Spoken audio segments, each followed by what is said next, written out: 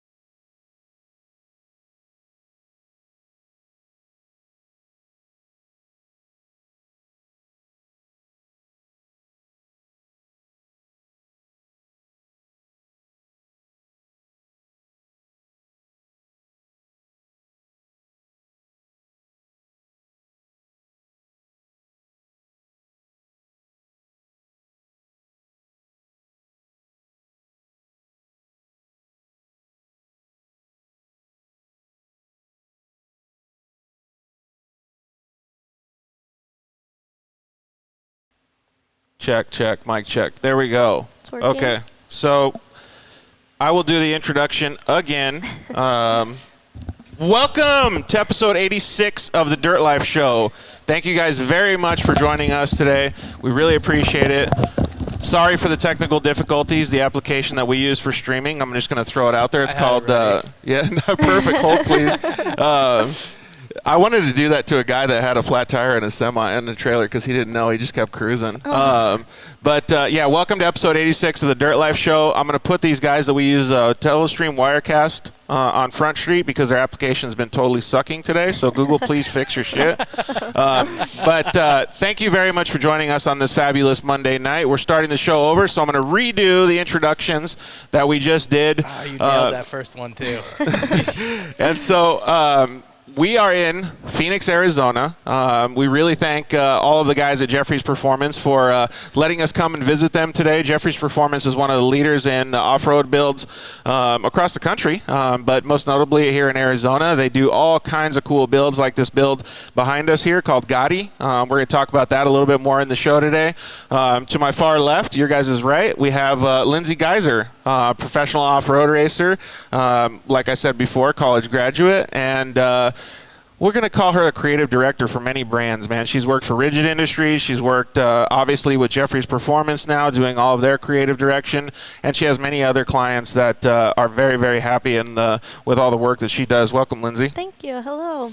So how are you doing today? You're a little sick, I guess, under the weather? I'm a little under the weather. I'm on a lot of drugs right now, legal drugs. So we'll see what she says today. Business as usual around here, I guess. Hey, well, thanks for being a trooper and sitting in with us. Thanks for having me. Really appreciate it. And then to my immediate left, In the middle of your guys' screen, we have RJ, Richard Jeffries from Jeffries Performance.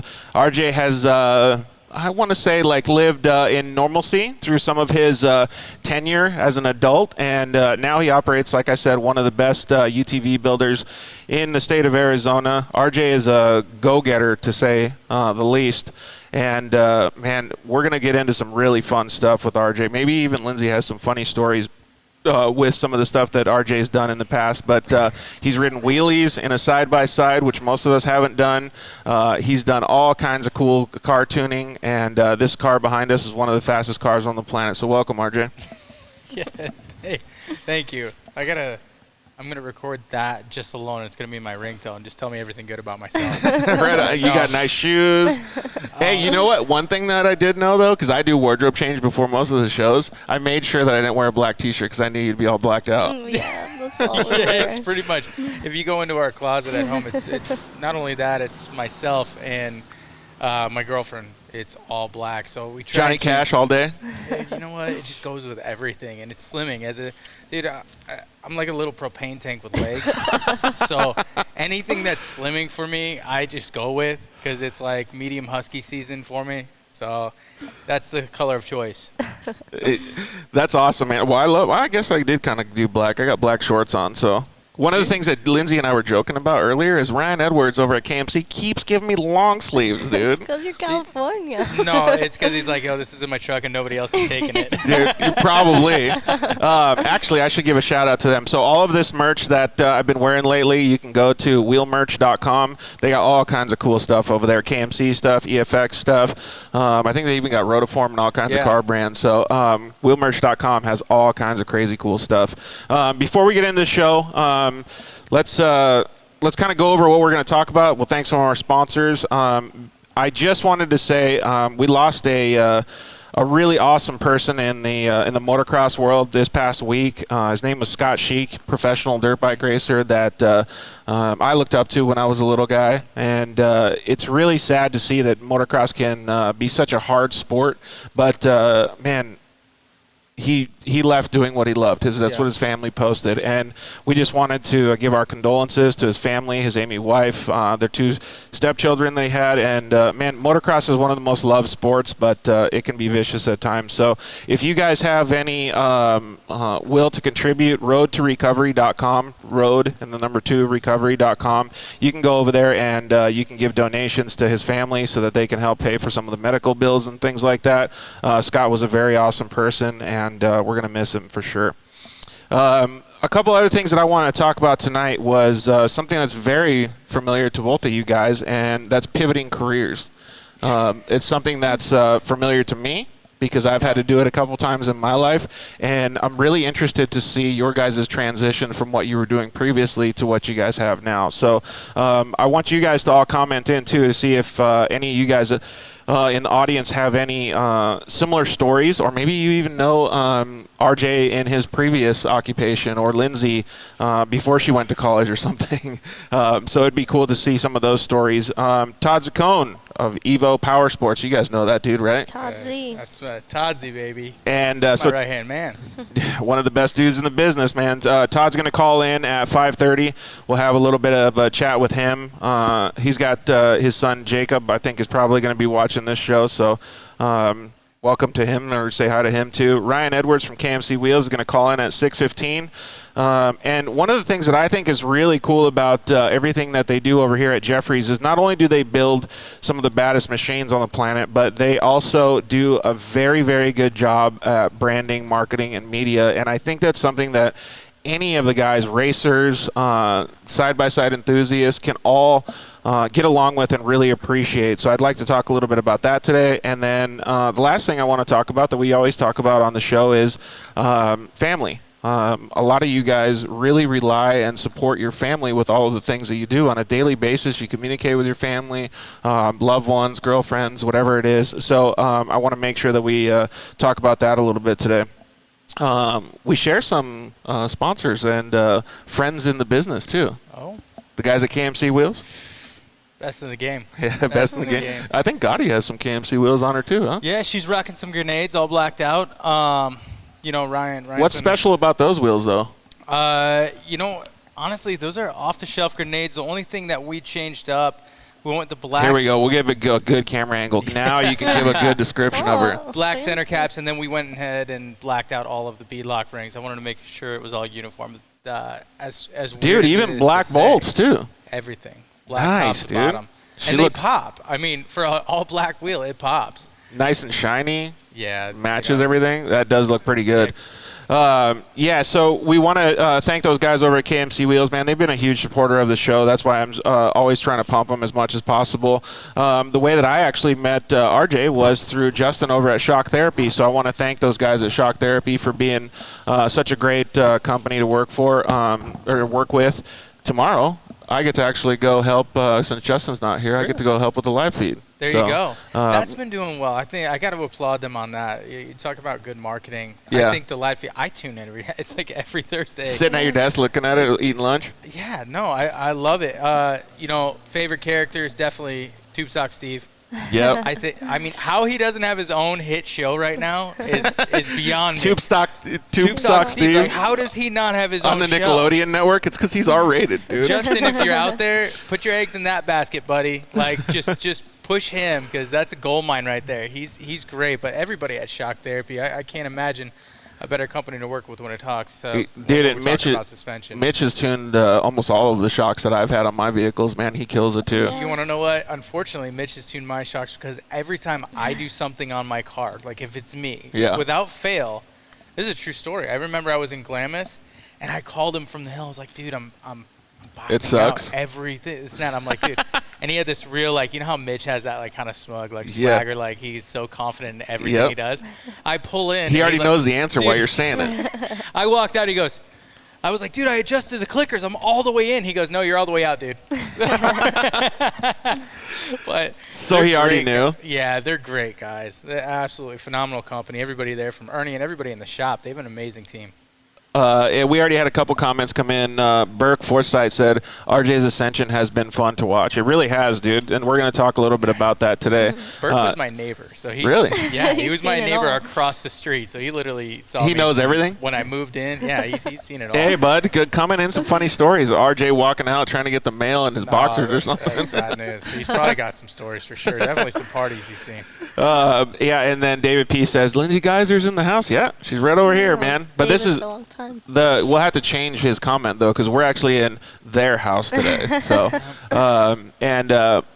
Mike Scholik said Jeffries tuned his ride and it's killer. What up, ride Mike? do you have, Mike? Do you know what ride he has? Yeah, you remember? I believe he's got an X3. Oh, okay. Well, maybe Mike can tell us what ride he has. But let's continue on with some of the thank yous. Thank you very much to the guys at EFX Tires for supporting the show, supporting all of the rigs that we've had. They actually just supported Max Eddy in his Polaris Razor RS1 that I got to drive last year at the UTV World Championship in the Sonora Rally. And, man, he did so well in that Sonora Rally. I'd like to give a shout-out to Max, actually, because he just got a Polaris contract this week. That's amazing. man. So cool. Good for him. That's a lot of work goes into that. Yeah, and he grew up riding, racing. I mean, he's best buds with Ricky Bareback, so That's cool. you Good know for he him, can man. haul the mail in the desert, right? And thank you guys, thank you to all the guys at Zollinger Racing Products. You can always go to ZollingerRacingProducts.com, use the code DIRTLIFE, save a whole bunch of money on their amazing products. I know they have a bunch of new products coming out, so stay tuned to their social media at Zollinger Racing Products and check out some of the new stuff that they have. And like I said, use the code DIRTLIFE. You can even call them and say the Dirt Life sent you. Thank you to the guys over at Cryo Heat. Have you ever dealt with any of those metal hardening companies like Cryo Heat? I haven't. I've heard tons of good things about them. As far as especially in the racing platforms, and big motor builds and things like that, you definitely hear about what they're doing. So, we haven't personally worked with them, but I do have a lot of friends that have gone through them, and they're over the top about them. Yeah, exactly. Cryo Heat does a fantastic job. One of the things that I think is most interesting about it, though, is that Josh, the owner of Cryo Heat, he's an engineer, but he's an outside-of-the-box thinker, much like you guys are. Yeah. He can think ahead or see ahead of the game, right? And nobody's ever thought about building what he has now as a Pro Mod UTV transmission for Polaris Razors, which is all heat treated metals. They're all micro polished, and they're all I don't know what they call it, but they honeycomb the gears and things like that, so that it's super lightweight. I think it's like 20-30% lighter than the stock transmission. I think they just did Ruslan's maybe. RS1. Yeah. So they're in Oceanside, California. So if you guys want, use the Dirt Life, and Carl Crow Heat gets your stuff done over there too. They do CV joints, everything. And thank you very much to the guys over at Solderweld. They've been a supporter of the show since day one. You can use the code DIRTLIFE over at solderweld.com and get yourself an off-road repair kit. You can get welding blankets, all that good stuff. They can repair your race or repair your ride. So thank you to all of our sponsors. And most of all, as I say every show, thank you very much to everybody in the audience. You guys are our lifeblood. You guys are the ones that support us, and we really appreciate it. You guys have been sliding into our DMs like mad. We talked about social media before the show, sliding into people's DMs, but you guys have been doing an awesome job supporting the show. We're getting so much love on social media. We really, really appreciate it. So, all right, so before Todd calls in, we only got 5 minutes. I want to talk about, well, let's see here. Let's just talk about family first, because I think that's a topic that Lindsay's very familiar with, and you are as well, RJ. But, man, growing up in the off-road world, I grew up dirt bike racing and bicycle racing and stuff like that, but you really had your hands in the mix when you were growing up. Yeah, I have a picture of me when I was like 4 weeks old in Mexico at a race with my dad. Like, I've been at it since I was tiny and in the shop with my dad, and it's really cool because I talked about it on shows with you before, but like even our family vacations and everything, we just go to the races, and that's like our time to spend with our family, and we enjoy that honestly more than going out and doing anything else. So let me ask you one question about your family then. Are you the one that likes tacos the most out of everybody? Definitely, yes. Like way ahead of everybody else? Yeah, there's actually a story that my family gets mad at me. I think we were at the 1,000 one year, and we were getting ready to go across the border to go home. Some of us, it was right for the Fink race in Australia, is always right after, I think it's right after the 500. So some of our guys had to get back to Phoenix to go to the airport to fly to Australia. And so we had just finished the race, and we were headed to the border. And I was like, please, like, we have to stop and get tacos one more time before we leave. Like, these are the best tacos. this is like I got to shoot up one more time. Like, I got to get the fix. Yeah. But it was me and my dad and my brother, and then the guy who had to get to the airport. And I was like, please, like, I'll just run in, get my tacos, whatever. So I got my tacos. And we sat in the border line for probably 3 hours, and they closed the car right in front of us. Oh! And we had to get home, so we drove to a different border and waited another 2-3 hours. I don't think I ever heard this story. And it was all we would have made it if we didn't stop and get tacos. So they still get mad at me for that. That's pretty hardcore addiction right there. I know, that was when I realized I had a problem. It's so funny. That is so you. We actually, RJ says that, and we actually got a comment through YouTube that came in and said RJ likes tacos too. Yeah, I mean, maybe not quite like that. No, I definitely think Lindsay takes the cake as a taco connoisseur to the point where, like, it's not. Oh, we're talking like connoisseur, not just addict. No, she's a professional. Like, we could say we're going to a taco place, and it's not the hey, we're going to get tacos. She'll eat tacos anywhere. No. Like, she'll be like, no, I don't like those tacos. Or like, if you're going here, like, I'm in. Like, it's probably one of the few things that I know. Like, Lee actually eats pretty good. Like, she's pretty clean, like, through the week. But if we're like, hey, we're gonna go get tacos, and she'll be like, which ones? And if you're like real big, yeah, if it's legit, it's done. It's over. It's her weekend. It's like pizza for me. Hey, let's go to the other side of the spectrum, though. What about Jack in the Box tacos? Because everybody has to eat those sometimes. Honestly, I'm a fan. Yeah, I like them. I'll be 100% honest. Like, there's been so many, like, 2 o'clock in the mornings when you, like, leave. When I was younger, like, and we'd go through, and it'd be like $10 for 20 tacos. Yeah, so you cheap. Just get to the bar and you're like, I'll take 40. Yeah, exactly. And then the only problem is that, like, you get that one bite where all that lettuce and stuff comes out the bottom. Like, you're not getting that out of anything. Or if the dude that made it, like, put all the hot sauce right at the end and it drips out on you. Yeah, so, yeah, I'm a fan. I don't think there's a lot of food that I wouldn't eat. I'm just I guess I'm a food connoisseur in general. I don't know what this comment actually means, but YZF 450 tap. Who tags you guys the most on Facebook? Is that like mean him? He wants credit for it or what? Who tags us the most on Facebook? Brandon Ristow. Ristow would be one. Maybe he's maybe he's homie, or maybe that's him. Maybe. There's a lot. I'm very fortunate to say that we get tagged a lot on Facebook. Here, dude, we're already getting a comment from Jacob. Jacob Zuccone. Yo, RJ, why aren't you rocking the Jacob special like Lindsay? I got it on. Because Lindsay's wearing it. He didn't want to be mad. Oh, dude, if you guys were twinning, that would be no-go, dude. Yeah, no, like, Jacob, like, really, dude? Like, come on, bro. Go back to TikTok. Uh-oh.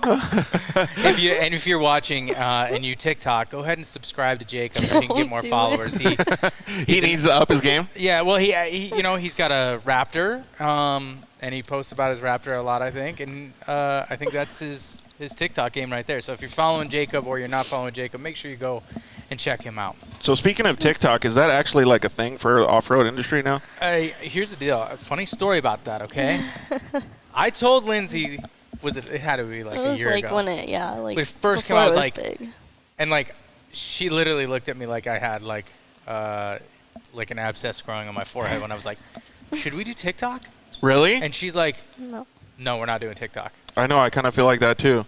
And I thought it was a good idea. I think that it. I think it is. It's a cool platform, and it is getting really big. I just don't know that it's our demographic. I think that it's for the younger demographic. Which eventually they'll want to get a UTV. That demographic will grow. Yeah, in like 17 years, when they all grow up, they'll be getting UTVs, and TikTok will be a great platform to. So if you get ahead of it and build the following, I think it's great. Yeah, I just don't know, because like to me, when I see it, like coming from an analytical point of view, I always think that TikTok is like faking the numbers, because how the hell does it get? It is insane. Yeah, like you post one thing. You can get one thing on Instagram, and then TikTok will get 50,000 more. Yeah. I think somebody's over there like, give this guy 1.5 million and really jazz his day up. Yeah, exactly. It's crazy, Make but you feel like somebody.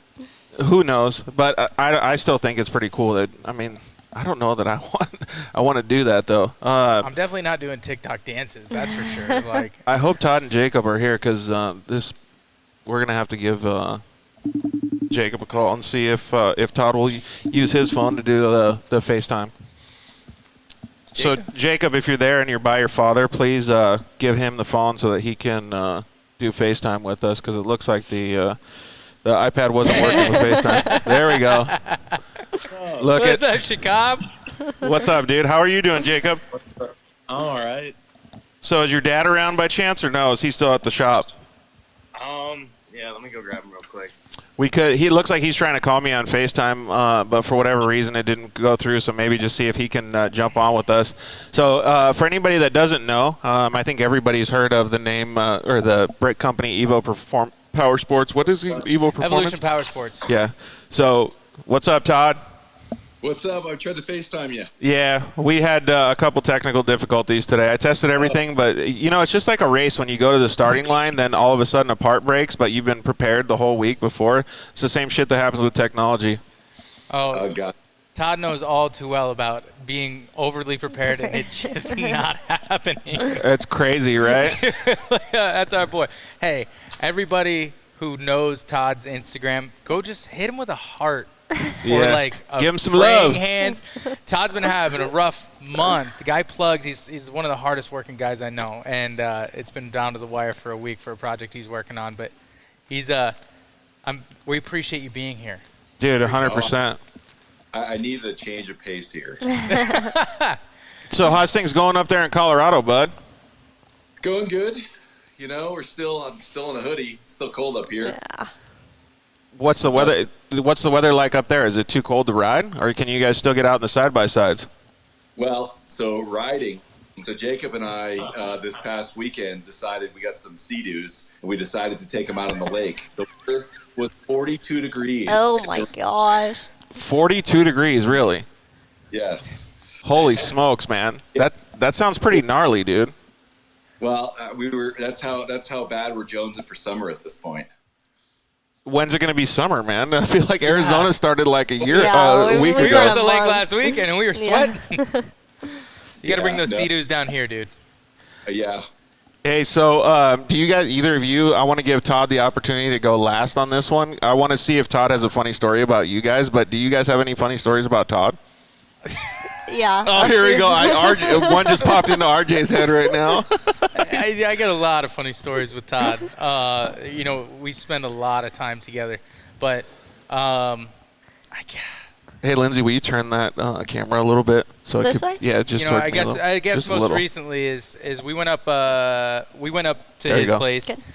and we were snowmobiling, and Todd, Up in Colorado? yeah, we were riding these sleds, and I got a little overzealous. I was cutting through the trees, and I was like, dude, I'm a badass. I'm like, Well, you got all kinds of confidence I now? got it, dude. It was like 5 minutes into it too, and I remember Todd was like, yo, like, just keep it chill. Like, these are rentals, right?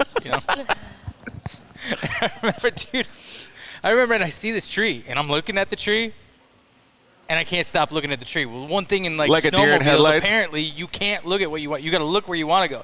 I was so focused on this tree, so I smoked this tree, and the whole time, dude, I'm 34 years old, and the whole time I'm panicking because I'm like, dude, if Todd sees this, he's gonna be fucking pissed. Todd's gonna be Was He's gonna be pissed. was the snowmobile Dude, I blown wrecked the out? side of it and like that, and I just remember Todd rolling up on the hill and looking at me. I like through his helmet, goggles, and everything.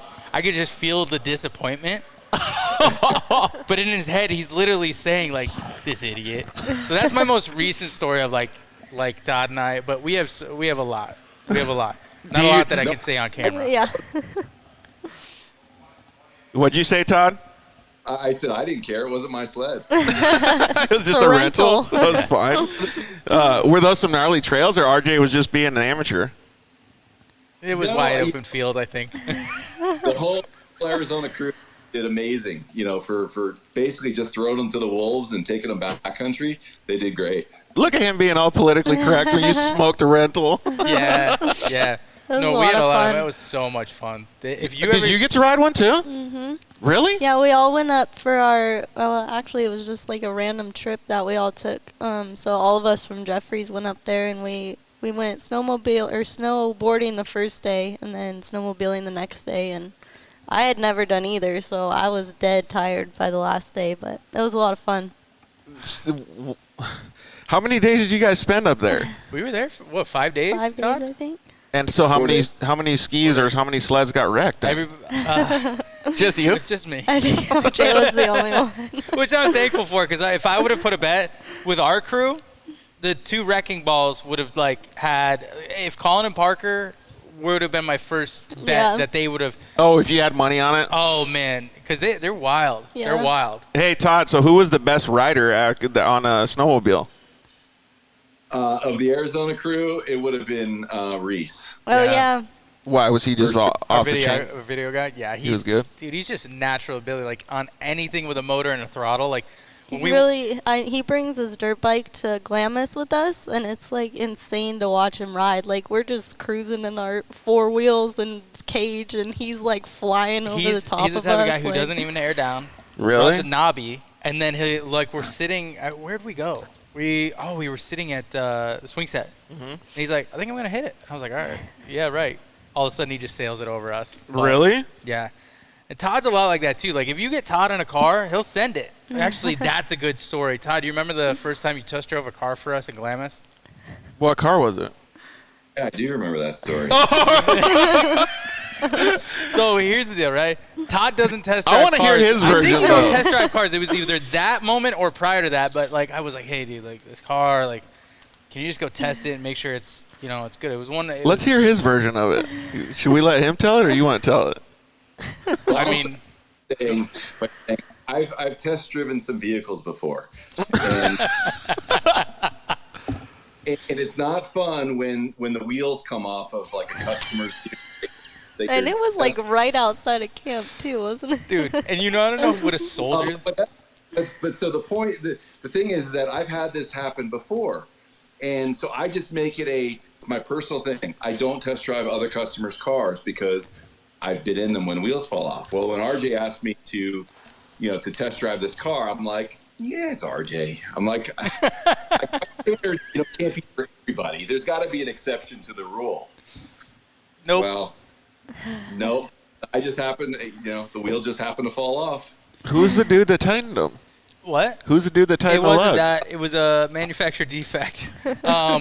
So it was. Let's just say Put the mic a little closer. Yeah, let's just say a previous company we were having some difficulties, and Todd went out, and one of the pins on the A-arm. Came out, and Todd, he did it. He lost a wheel. Did you just lose a wheel and just set it on the ground, or did he just wad it up? From what I understand, right, you were going through the whoops. He was on sand highway wide open. Yeah. And then this is how cool Todd is, though, right? He calls me, right, and he's cool as a cucumber. He goes, "Hey, RJ." I go, "Yeah." He goes, "The wheel came off." And I'm like, "What?" And he's like, "Yeah. Can you come get me?" So I'm like, I'm panicked now. I'm like, dude, the car is cartwheeled, everything. Like, dude, I almost killed Todd. I go back. This is how dope he is. He sets the wheel up and mimics like it being on the car, and he's just sitting there all like Rico Suave, like he was chilling, having a drink, like so that everybody who drove by didn't see that there was a failure like that. Like he totally held it down for us instead of like just rolling the wheel out and being like, "Fuck this car." Dude, we had to do that so many times when we would break on the racetrack with the Yamaha program. We would just get all the shit off in so nobody could see it, and that was it. Yeah.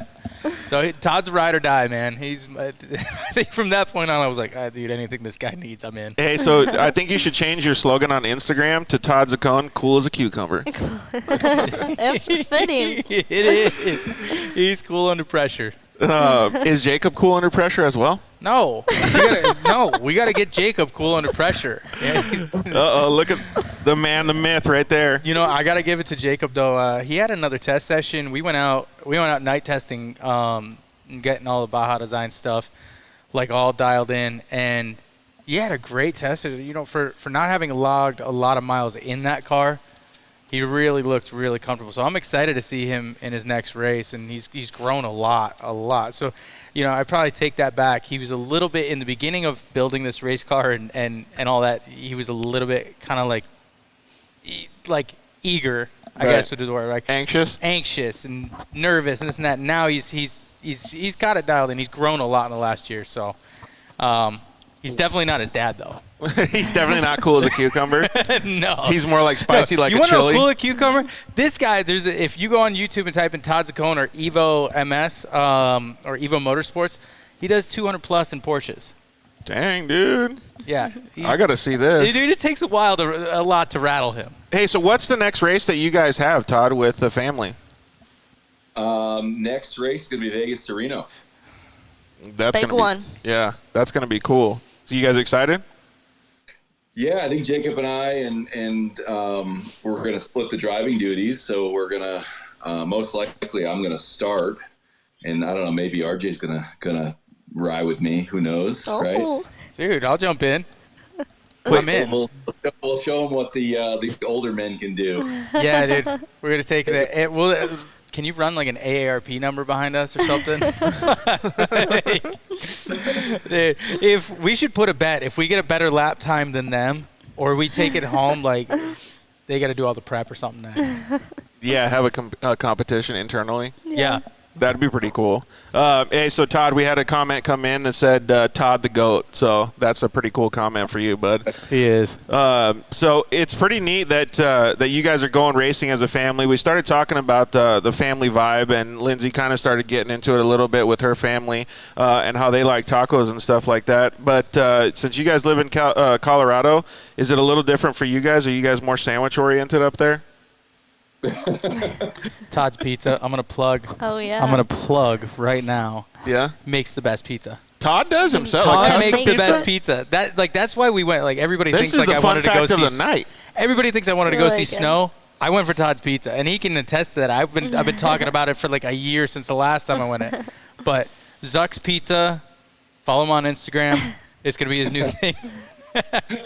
Dude, cool as a cucumber, warm as a pizza. Whoa, Oh. there we go. Dude, we got to get that going. Hey, so what do you do when you cook pizza? I'm like seriously interested in this. Well, I just cook pizza. Are you using like one of those stone ovens or whatever they're called? I do. Yep. Yeah, he's got a pizza stone. Like when I tell you, he does the thing. What, like flips it up in the Makes air? it, makes Dude, the yeah, dough, he's flings he's it. got pizza dough. Does he have like a dust- New York Italian accent when he's doing it too? Like it's. Dude, his last name's Zuccone. Like he just goes for it. I'm just saying, like, does everything come out like when he's doing it? Like he gets full back to like his grassroots. You know, because Jen was with us, and he's pretty well behaved with his wife around. Yeah, she keeps him lined up. But that's yeah.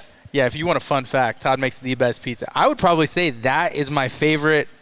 My favorite food right now would be, if I could have anything, it would be overblow tacos, everything. It would be Todd's Pizza. What does a professional taco connoisseur think about Todd's pizzas? I thought it was great. I love pizza too. It was really good. What kind of toppings are we talking about on the standard Zuccone pizza?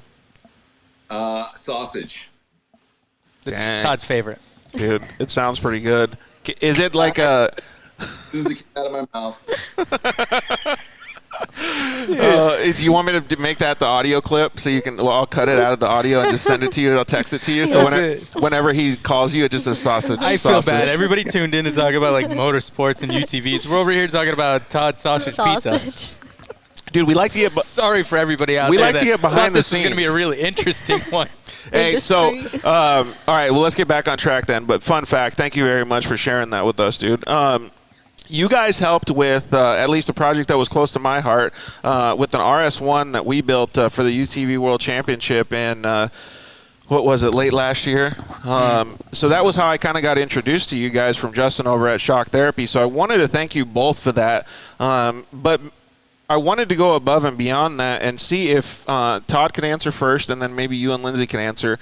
Do you have a project that has always been real special to you, Todd? Maybe a customer's project, maybe it was a family project that you worked on, but something that was real special that was different than a normal project that you usually work on?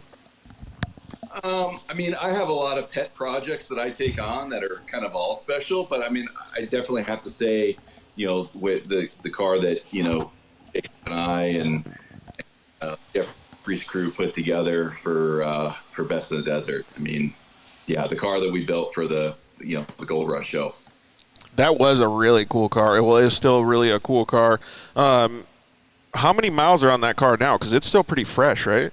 Like 100. Well, so that's the part of that car. The funny part of that car is that car has been, it's been cartwheeled and rolled and everybody but me. You want to know a fun fact about Todd? Every car that he's owned has never been wrecked by we build him a fresh car, and then he's that guy. He's like, yeah, you know, take the car, and then the next phone call he gets is like, yeah, it's on its lid. From somebody else? From somebody else driving So it. Todd's like not the one wrecking. He's the one No, that. But his car always gets wrecked. always gets wrecked. Like the poor guy. Like, and dude, that was gorgeous. Like Hyper was a gorgeous car. Horrible name, but a gorgeous car. And what was it, Todd? It was like 10 minutes into the noon ride, and Rick cartwheeled the car like when it was fresh and ready to go. Came in, and that's when I think that Todd was like, I think this is just going to be a race car. Dang, dude, that's great. Is it because people can't handle all this horsepower you're pumping out? No, I mean that was just inexperience in the dunes and just getting overzealous and And a lot of it is like you don't. For us leading or anything like that, like we ride at a different pace than a lot of people that have never been there. I mean, everybody you can't knows. take a beginner out on those rides. And you forget when you have 20 cars deep and you're real Just itchy hauling and the you just mail. start hauling the mail. And Lindsay's normally always behind me. And the last thing, like, if Lindsay's close to me, I already know she's like ready to nerf me, and I don't want anything on my car. So you just dip out? Lindsay's she gets first place and second place race every time. Nice. Like, you don't want to get in between her and first place because she'll. What do you guys cartwheel do? Do camp races to the hill or something? I think it just starts with like we'll be cruising, everything will be good, and then somebody will Someone just overtake gets a little somebody, hair. and then it starts with a wheel, and then all of a sudden, that was one of our first rides, so we were really, adrenaline was up. We had a bunch of great people with us, and Rick, by no means is Rick a bad driver, but like the first drop, and if you don't know how to read terrain, Yeah. Well, the dunes are always hard anyways. it's so bad, and I think it was just, it was so so quick. Hey, so that is a pretty funny story, though. Do you have any funny stories about RJ, Todd? Funny stories about RJ. While you're thinking about that, I did want to say that it really is cool, like on the family vibe, that you guys are actually going out there and giving your son some resources to be able to go racing. I know he's just kind of starting out again in his, I don't know what you want to call it, racing career, if that's what he wants to pursue. But it's pretty rad to see, RJ just kind of, I don't want to say made fun of Jacob, but he just kind of was poking fun at Jacob that he's new at this and he was anxious and nervous. But to me, that's a really endearing thing, because I remember when I first started, and you first started when you were like riding dirt bikes and stuff, like how nervous and excited you were. That's so cool. Like having that, if I could have that right now, I would totally love that. Yeah, and you know what the cool thing about Jacob is, I think it's not misplaced nerves from being It's excitement, not right? confident. He holds himself. If you look at Todd, like Todd has this level of expectation for everything he does. Does it A+, and Todd's got a phrase he loves saying, and he likes his shit tight, okay? He really does take everything, and Jacob sees that, and I think that one of the things I've observed is that Jacob really tries to meet that demand, and and it's not his fault. It just comes with years and years and years of preparation. But the coolest thing was watching those two as a father and son team. When I tell you, like from start to finish, they've really built a race car in record amount of days that was rally ready, and they did it themselves, and Jacob had a huge part in it, and it was really a lot of direction from Todd and Jacob kind of executing and us helping out whenever we could. But you see a lot of growth in that. But one of the coolest father-son projects I think I've ever been able to witness, and you look at it and I'm like, what, that means more than anything, is watching Todd teach Jacob what he knows, and then Jacob kind of push the boundaries, push the limits, test the waters, and start to learn about what he can and cannot do. And I think that's, in a year, he's grown so much into a very responsible young man that makes great decisions. Dude, that was really nice. I feel like that was a postcard. But yeah, like that's exactly the family vibe that I'm talking about, though, right? And like Lindsay probably felt that way when she was young. You probably did as well. And Todd, I'm sure that you're passing that on down the generations. Yeah, I hope so. And it's a great experience. I mean, yeah, for sure. I mean, it's amazing. So is Jacob pretty pumped? Like you guys have a lot more prep before Vegas to Reno, or what's on the schedule? Well, the car was prepped. The car's ready to go, but we didn't. Yeah, there's just a few things, but yeah, we're pretty much ready. Sweet, man. Well, it'll be neat to see you guys get out there and attack the course. I really appreciate you giving us a buzz, Todd. It was awesome to be able to talk with you. I know you had a long week last week, and then Monday's never an easy day to get on the schedule, so I really appreciate it, man. It was unless you have a funny story about RJ. The funny stories I don't think are appropriate. Are we keeping it PG-13 Trust today, me, man. Anything that makes him or I laugh, we can't talk about. Oh man, unless we want to talk about Jacob's scooter ride. So that's it. No, I don't think we should talk about that. No, we're good. All right, Todd. All right. We love you, dude. Yeah, we really do. Thank you very much for giving us a buzz, Todd. We'll speak to you soon, and if we don't, good luck at Vegas to Reno to you and Jacob. Thank you. See you guys. See ya. It's pretty cool that they have such a good family vibe going too, man. It's just awesome to see. Like, there's hardly any other sports. I mean, like, you see basketball, baseball, skateboarding and stuff, but they're not as connected as the off-road stuff. It's always seems like it's more connected. Yeah. The Zuccone's in a hole. If you meet his wife, you meet any of the family, like they're amazing. And same with Jim. Obviously, his brother Jim and his wife Amy and everybody there. But when you talk about a tight-knit family, that's a lot of why we all work together, and what made our relationship what it was is that we were all really, really pushing each other's companies as if we were owner, because we truly believe in both products and both companies, and more than anything, the success of each other, because we felt like family, and we've always felt like family, treated us like family, and looked out for us. You know, Todd's been there on more than one occasion, steering me in the right direction when I'm flat out. Like, I mean, there's been probably half a handful of times that I've been in shotgun, ready to rock, and really, really on a trajectory that I wasn't going to steer away from. And Todd's been able to coach me through some things, and things that I can direct you in the right direction. Yeah, and things that I can look back on, because, you know, he really does. He looks out for me like a family member. And he's like, hey, like, listen, I promise you, I'm not telling you this for any other reason than just it's for your own good. And it's always turned out great. And Jimmy's been there for us as well, and really helped us grow as a company, believed in us from the get-go. So, you know, it's a great family, and that's a lot of the reason that we pair with the companies we do. It's not so much about the products. You know, there's a criteria that we have to have. It has to be a top-notch product. Like, first and foremost is it has to be a well-made or a company that has values. But more than anything, it has to have people and substance.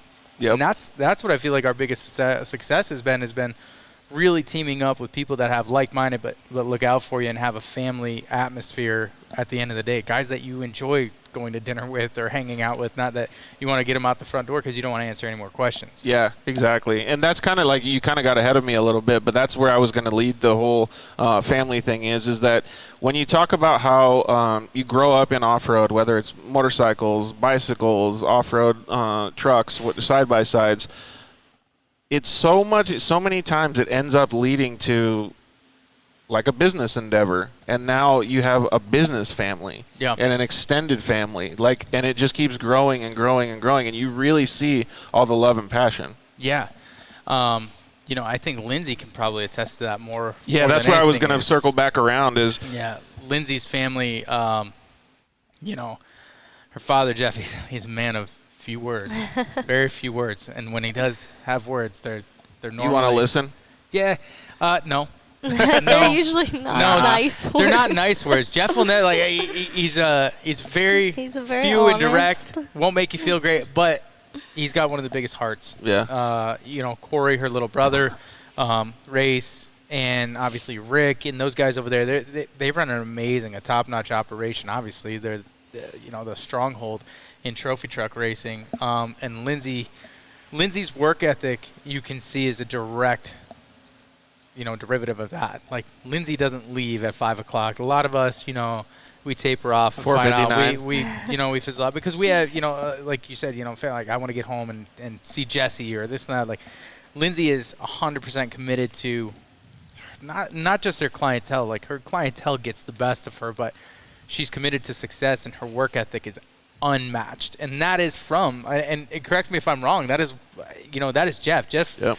You hear about Jeff and Corey and Rick and those guys, they work day in, day out, 24 hours straight. A lot of those traits are built from racing. Mm-hmm. Yeah. And, they'll leave a race and get back at 3 o'clock in the morning, be back in the shop at 6. Like, yep. They're one of the hardest working families I've ever been able to witness, and thankfully say that they're friends and family now. But Lindsay portrays every bit of that, and I truly feel that she's, for her family, when that happens or not like that, they're going to have a really good person to look up to, just like how I feel, you look up to your father, Yeah. It's pretty cool, man. I really like that family vibe, and we always talk about it on the Dirt Life show, is because the reason that we started this show was simply because of that. Like, I grew up, there wasn't pavement. Yeah. It was just dirt. And then so, like, when you have that growing up and you just live that life and you're so surrounded by family all the time, just like Lindsay said, when she goes on vacation, it's going on vacation to a race and eating tacos or whatever it is. Like, that's a family thing, right? Like, and you actually, as much as it might sound like you're going out just to have a good time or to race and stuff, you learn a shitload too. Yeah. Like, you really get taught a lot about life during those times. So I remember even in school, like, some of my friends, like I was gone all the time. I was either we were in Mexico or Vegas or wherever, but I was gone almost every other weekend. And some of my friends had never even left, you know, the small area that we grew up in. And like the life experience that I got before I even graduated high school, just from like going out and going to the races and, you know, meeting sponsors, and like you just learn so much outside of your normal growing up life that I feel like it prepared me a lot more for now too. Dude, I couldn't agree more. And that's, like I said, that's the reason that we started the show. And a lot of our audience members are the same.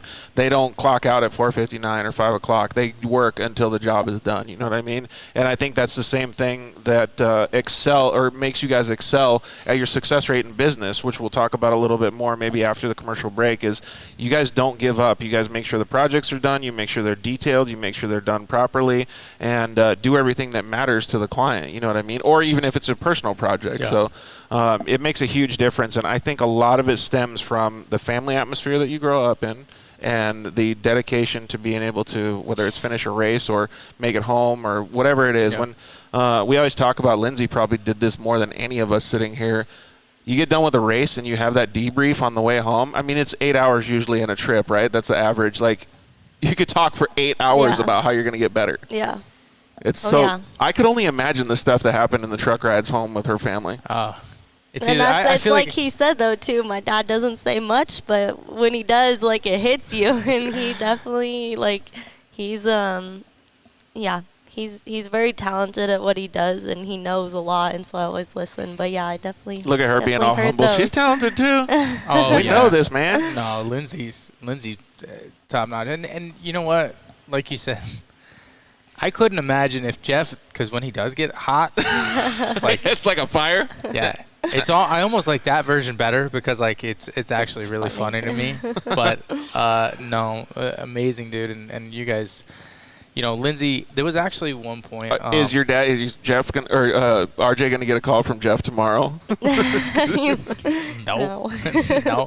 He'll wait till the next time he comes in and then just like rip you a new one. On him, yeah. Oh, dude. Hey, so Steve-O from over at Shock Therapy said RJ and the entire team at Jeffries are top notch. Also Todd and the guys at Evo. Yeah, so everybody has a real tight relationship with Shock Therapy, the guys at Evo.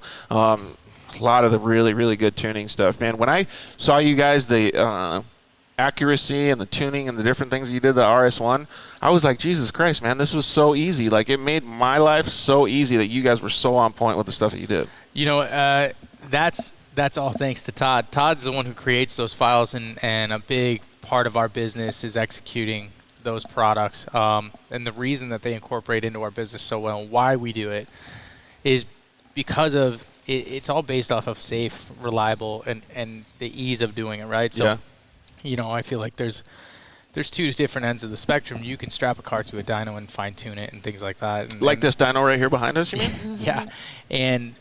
But there's also, you know, what I think that they've proved is validity behind making sure that you can have a plug-and-play system and a drop-in file that not only gives you a good amount of horsepower, but it's safe, and you can confidently put it in clients' cars, because that's us. You know, we make sure that every single car leaves here 100%. Well, a big part of that is we don't create the files. We don't do the tuning. We don't like that. We rely on Todd and Evo.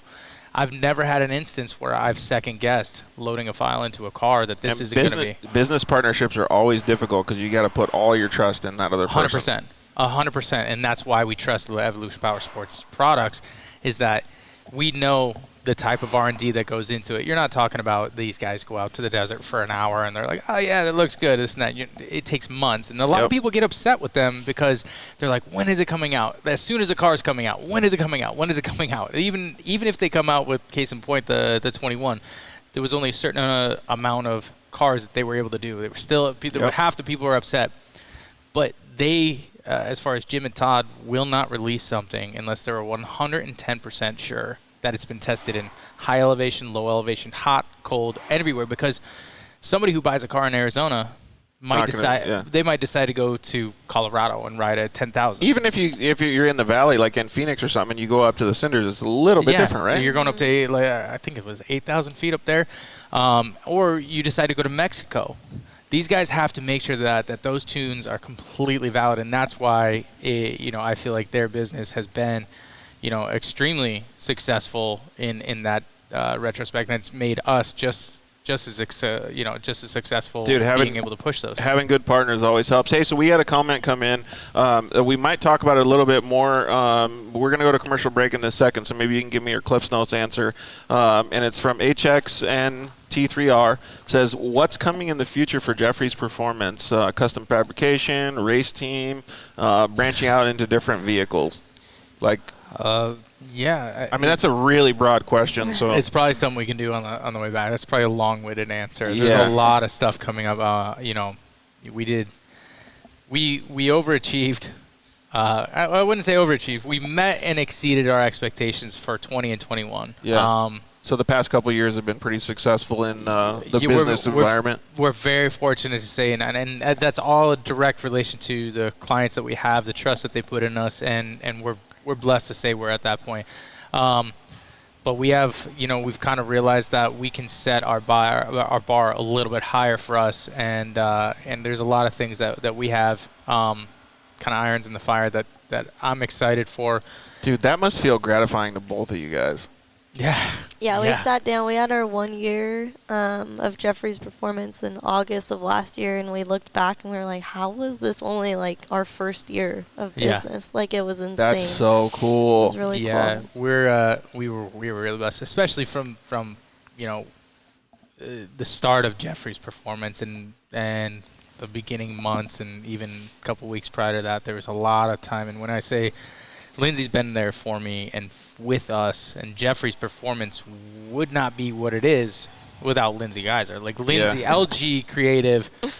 LG Creative Co. LG Creative Co. I'm gonna plug this right here.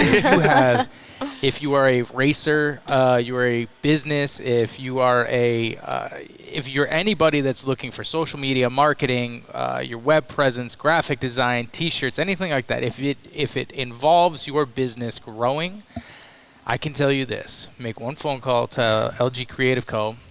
She's expensive.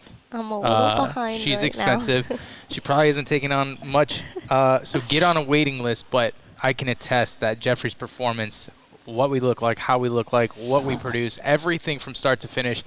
Hey, don't go too far into that. I want to talk about branding. Okay. So, all right. Hey, we're going to commercial break. We'll be right back.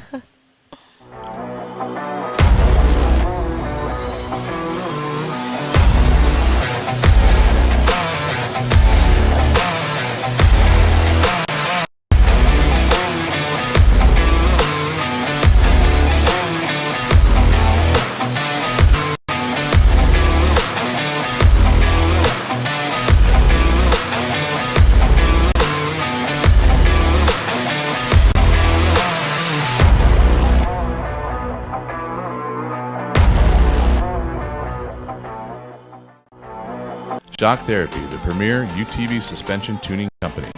We test daily with the leading manufacturers in the industry that is perfect for your driving style.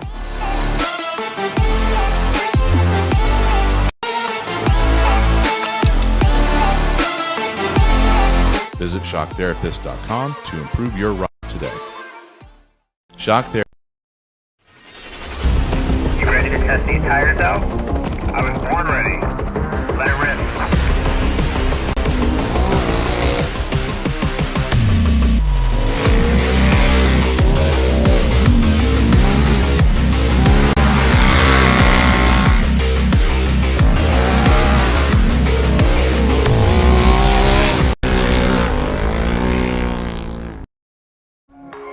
Zollinger Racing builds the best aftermarket products available.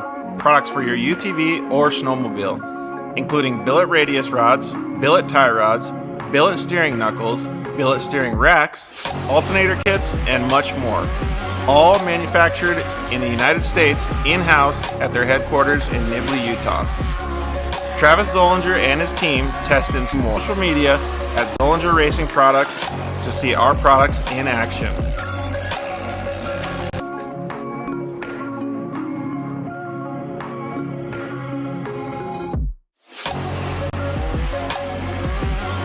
Zollinger Racing, the best products, period.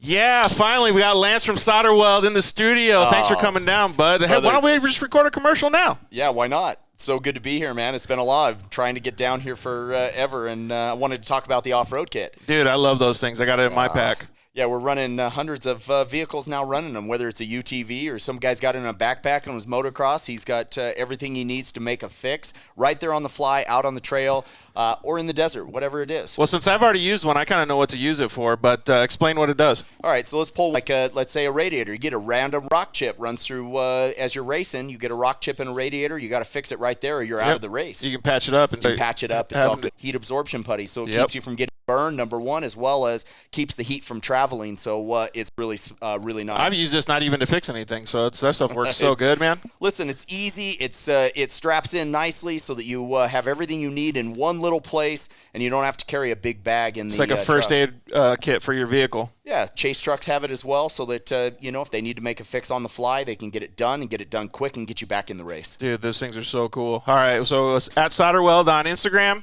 Facebook, and solderweld.com. Awesome. All right, thanks, bud. Appreciate it. Yeah.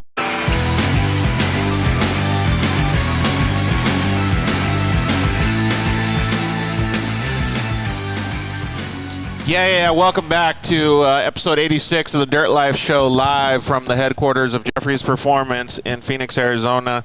Thank you both, RJ and Lindsay, for joining us today. We really appreciate you guys having us, man. Happy to have you here, man. Although I am bummed that Lindsay's sick because I really did want to get tacos, man. I know. So, okay, so let's just dive into it, man. This beginning of the show has been pretty cool. It was nice to have Todd Zuccone on, but I would like to talk a little bit about both of you. But we're gonna do ladies first again. Great. Lindsay, maybe you can kind of tell us a little bit more about what people don't know about on social, or what they see on social media and what they don't know about you. So you grew up in an off-road community or an off-road family. But kind of maybe give us the Cliff's Notes of where it ended up to you being where you're at now. Yeah, so I grew up obviously with my dad's company and Rick's company, so we were all trophy truck stuff. And when we talk about Which is Geiser Brothers? Yes, yeah. So when we talk about a career change, it wasn't necessarily changing from something else to off-road. It was going from trophy trucks to golf carts. Yeah. So like pivoting, I guess you could say. And I had a hard time with that at first. Oh man. Lindsay's always looked down upon us. She goes from trophy truck to Is it like comparing gorillas to monkeys, or like what is it? Like I don't know. Sure. it's a whole different ball game, but I mean I love it now. Well, the popularity of UTVs and the accessibility of UTVs is so amazing. Like no matter what you think, whether you think it's a overgrown golf cart or you think it's the best thing on the planet, they're cool no matter what. Oh yeah, no, it's insane, and I've definitely grown to love them. It was just funny when I first started. I think it's a little bit hard. Did you get slack? Did people give you slack when you? No, it was mostly just me. Yeah, no, she set her own level. It's her bar. Correct me if I'm wrong though. Are you the only of the Geiser kids that's raced a trophy truck? Yes, yeah. My brother raced with me, but I'm the only one who's driven one. Yeah, so that's probably a little more of it. She when you race a trophy truck, put the mic a little closer, Lindsay. So dude, that's actually a really good question. I think a lot of our audience would like to know. What's the main difference between driving a trophy truck and driving an X3 or a side-by-side? It's crazy, and I give props to UTV racers because I raced the 6100 for 2 years, and I got beat up racing that. And we did the Mint 400, Vegas, Reno, Parker, so some pretty gnarly races, and I would split the races with Carrie Smiley, and by the end of my leg, I would be beat. And so to do that same race in a UTV, I have to give mad props to those drivers because it's we've asked her plenty of times. I said I would 100% sponsor a race program and build a car if Lindsay would drive. Really? And she said no. Fantastic driver. Hey, so I just want to throw a shout out there. A couple of people said that Facebook was bogging for them. If you do have trouble with Facebook, please just come over to YouTube and check it out. It looks like Facebook is working, but YouTube is a little bit more of a solid platform when it comes to live streaming. So if you guys didn't hear, Lindsay likes UTVs way better than trophy trucks. Yeah, she's the princess of UTV now. Well, maybe you can give us a little bit more of a detailed answer. I know I had a personal message come in that said, ask Lindsay how awesome it is to drive a trophy truck. But so maybe you can give us, like, is it harder to stop? Is it faster, like, getting up to speed? Like, what's the, like, little tiny idiosyncrasies that are different? The biggest thing that I noticed is, like, obviously it's a much bigger vehicle, so you can take on things a little faster. So Pounding like, shit. Yeah, yeah. So like the whoop section, it's a completely different story. And You feel like a turtle in a UTV? You just have to adjust, because if you come into stuff the same speed that you would in a trophy truck, you're gonna go end over So end. maybe, just maybe, that's what Todd was thinking. He thought he was in a trophy truck when the wheels fell off. He drove it till the wheels came off. Nope. I'm gonna take that one on my head on that one. Nope. Todd did good. Todd's an excellent driver. He's actually the only person I've driven with. That's why if he's gonna race the Min, I'll definitely jump in with him for that. But Lindsay, I guess I have a question about the difference between trophy trucks, and UTVs. What does it feel rolling a trophy truck versus rolling a UTV? Because correct me if I'm wrong, you've done both. I've done both. Flipping over. Not proud of it, but I have rolled everything that I have driven. So from trophy carts to Which one's buggies scarier? Honestly, I was going a lot faster in a UTV when I flipped, and that one was scary. And I went over. How many times did you roll? I think it was 3 times. Oh, I got 8. Yeah. That's, really? Yeah. I got an 8 one. So. Yeah, Lynn's got a great.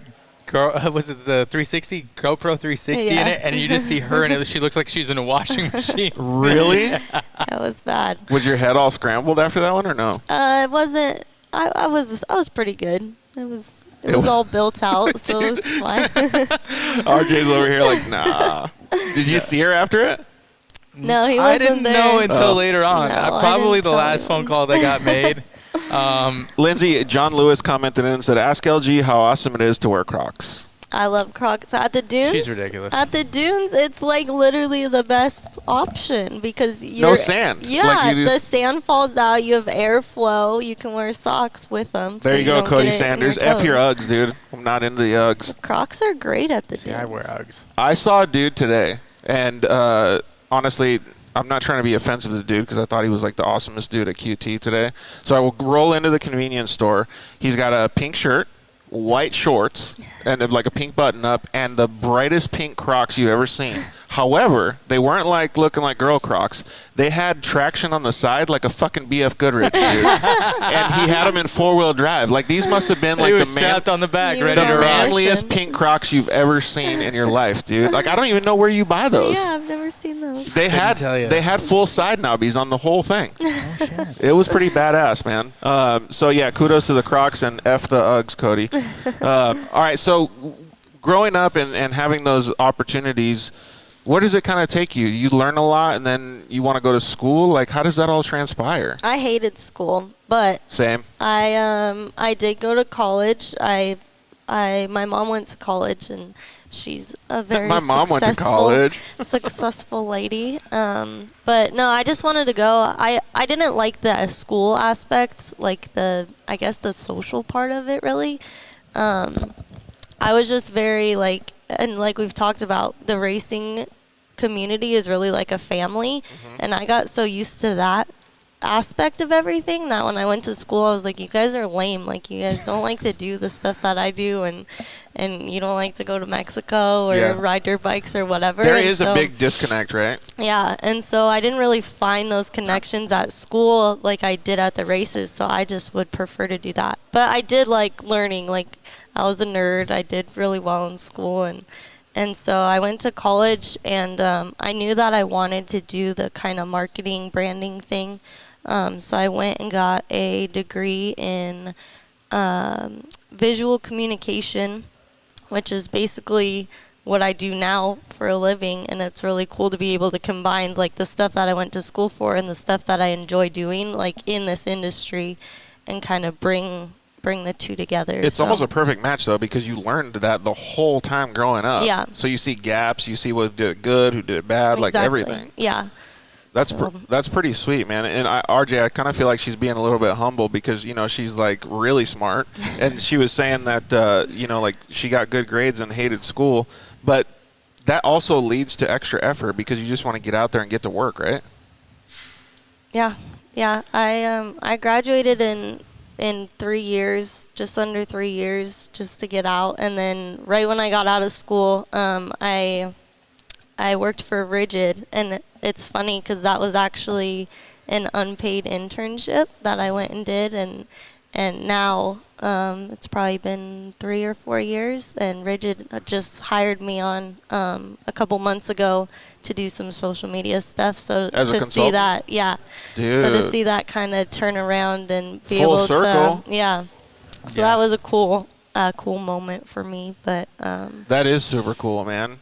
We got a couple of people comment in. Seth Durkin said, I'm with Lindsay on the Crocs in the sand. And then YZ450 Tap said LG should have her own Crocs. Do they have like a custom Croc builder? oh, Like the Vans ones? you can Yeah. put little. I know you can put little like jewels and stuff in them. Little. Oh, yeah, they rubber have pieces. accessories for Crocs. I've seen I have that. the taco ones. Honestly, You know what? That might be a side business for Gnarly Carly. Oh, She might yeah. be accessorizing Crocs. There you go.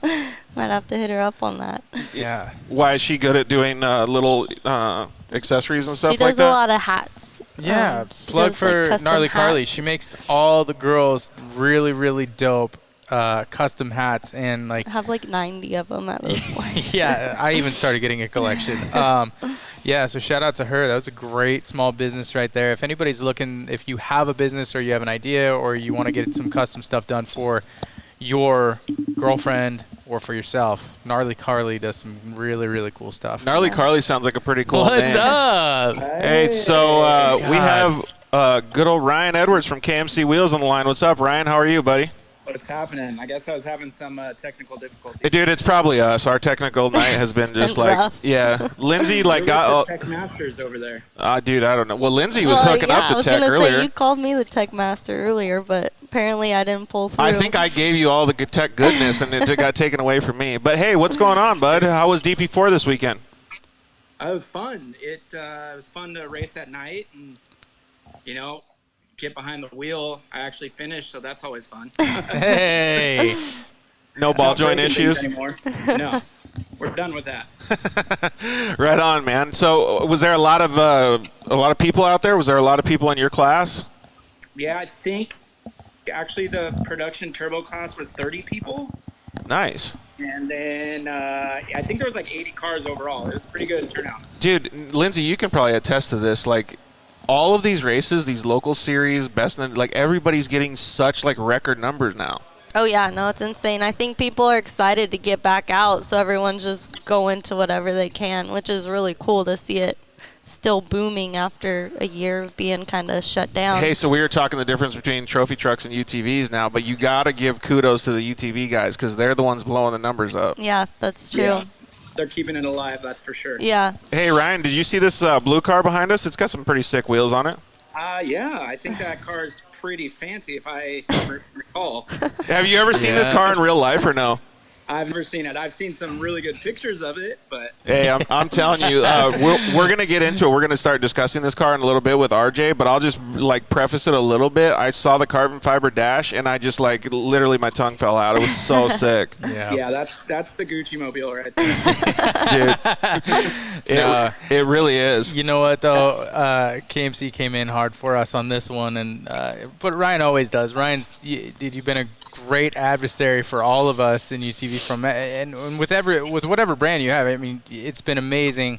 KMC really on a lot of our builds this year have really been the difference in kind of the cherry on top. So kudos to KMC for putting out seriously quality products, and Ryan always standing behind not only the racers but builders and things like that. That's what a lot of people don't understand. It's not about the relationships that you see just on the race course. He's been an adversary for all of us, small shops, big shops, anybody putting effort into this community. Ryan's been a big help pushing, that's product. Industry elevation, right? 100%. 100%. You got to stay in it. I mean, that's the only way you grow the brands is helping out guys like you that are out there in front of people and keeping things moving forward. So it's always fun to work with you guys. Yeah, and I was fortunate enough, I met Ryan obviously through Lindsay, but any phone call we've made or any project that we've been, cooking up or anything like that, KMC's always been, and Ryan's been a supporter of it.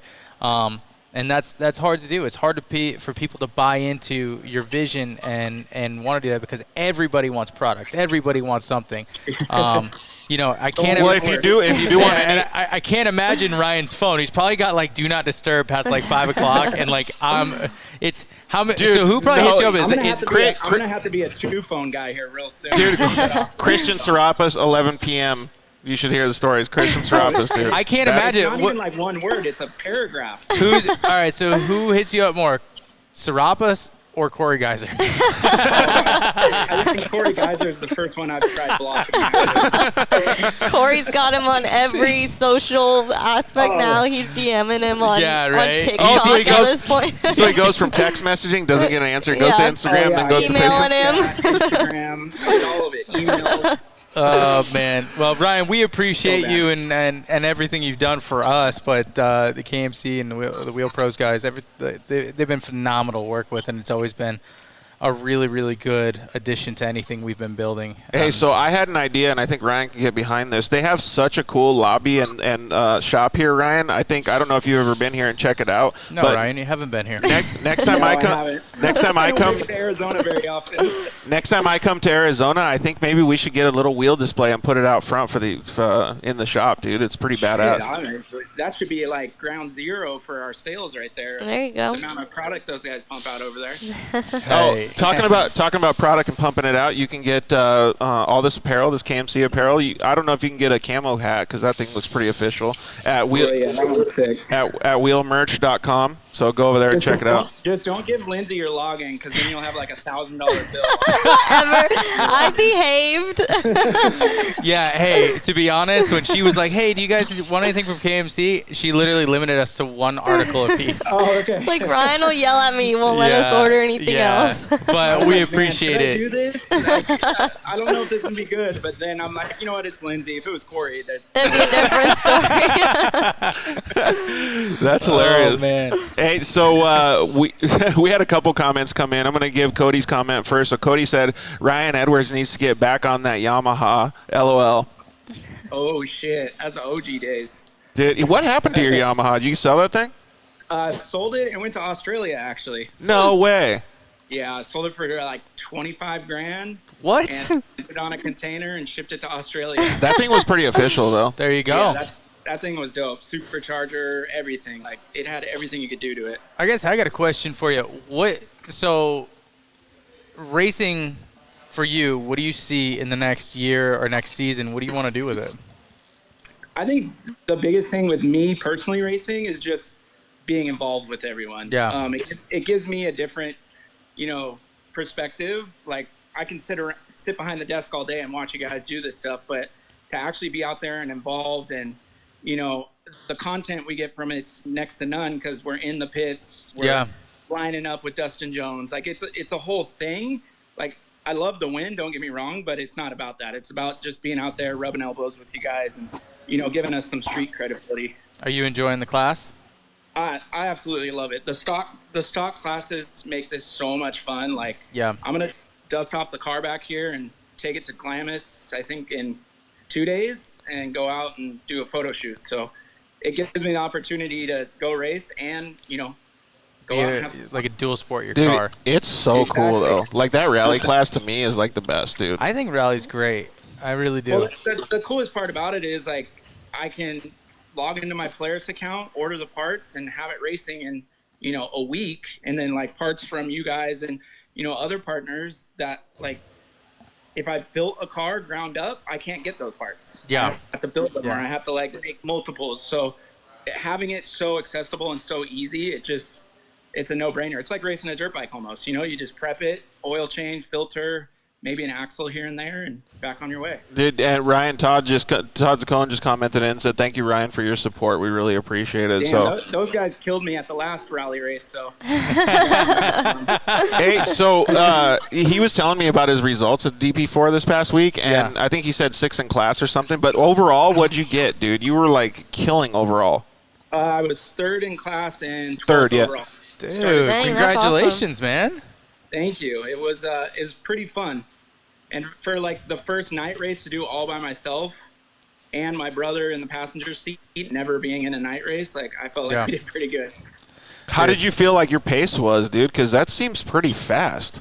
The first 3 laps, I felt like we were consistent, and then end of 3, 4, we put on actually a heater, and then the 5th lap went all downhill. It was just straight chop.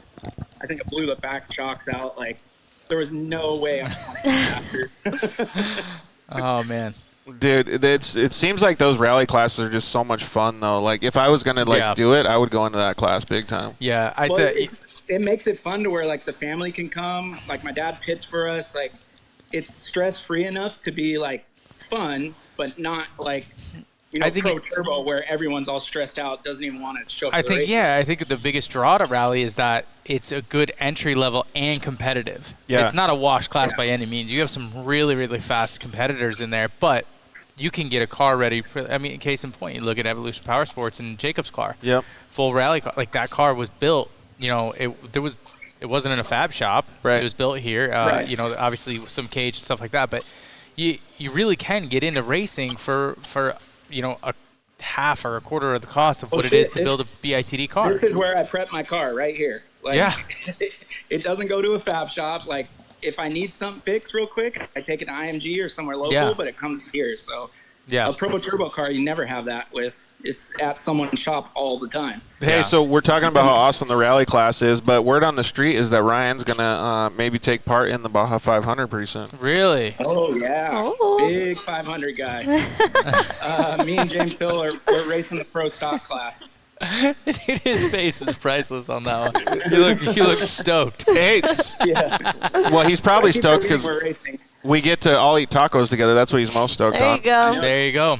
George is going to be my media guy. There you go. Big media guy. Well, I'll probably be big media guy on the tacos. We probably won't end up getting any KMC content. It'll just like starstruck. Here they come. It's when Ryan runs. Hey, so since we're talking about the differences, maybe you can give our audience a little bit of a difference between the cars that you're driving now at DP4 with Rally and then what you're going to get into in the at the Baja 500.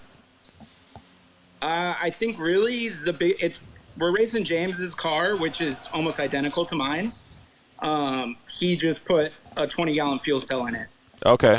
But stock seat position, it's under the seats. Like, there's, I think, 130-mile stint where we can't get gas, so there's no way we're getting that on a stock tank. Oh, okay. And then some safety changes like solid doors and stuff like that. That's about it. Yeah, I think solid doors and, like, very, very minimal. Like, even the Pro Stock class in Baja, you have to run stock front arms. So we have to go back to stock front arms with gussets and then some RCV ball joints and, make it to the end. But that's going to be cool, man. I'm looking forward to seeing you guys race down there. Is that going to be your first race in Mexico? No, this is my first race as my own effort. It's always been in somebody else's car, somebody else's team, fill in type thing. But this will be the first full effort with me and James. James also, like, he's always done the same thing. It's always, hey, you want to come race with me or be on a different team? So I think this is our first time fully doing it by ourselves. Dude, that's going to be rad, man. That's going to be badass. Hey, so last question for you. Do you have a favorite project that you've worked on with Jeffries Performance? He hasn't even seen him in person. Yeah, I haven't seen him in person. I think Lindsay's car, by just straight the leather and like the look. Everybody loves Lindsay's car. Blue car with the horsepower is up there. That is pretty cool that you could say that. What if they were to combine those two? Maybe this blue car turns white with some like a half deal. Dude, I'm not allowed to build a white car. Lindsay said. Oh, is that I'm not allowed to have a Ford Raptor, and I'm not allowed to have a white car. Like, those are the two rules that Lindsay says. If I do either one of those, she's out. Really? Yeah.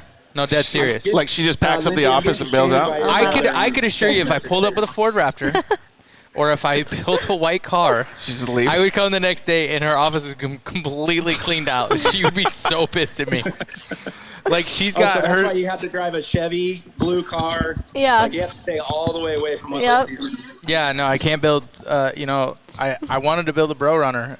There was like a good 10-minute period I would really wanted a Raptor, After she finished hers, after the KMCs went on hers and the Toyos went on hers, Yeah. I was like, I'm getting a Raptor.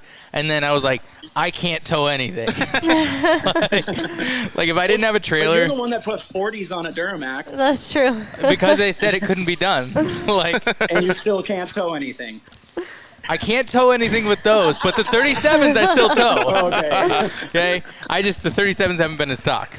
got it. That's Yeah. yeah. Tell me about it. There's a little rub factor on my truck right now, but looks dope. That's cool. Yeah, that is a cool project. So if you guys haven't seen any of those, the projects that Jeffries Performance has done, go to @Jeffries Performance on Instagram and look through some of their feed. Man, they do have some really cool pictures of up there. And in fact, the cars that aren't just garage queens either. You guys drove them.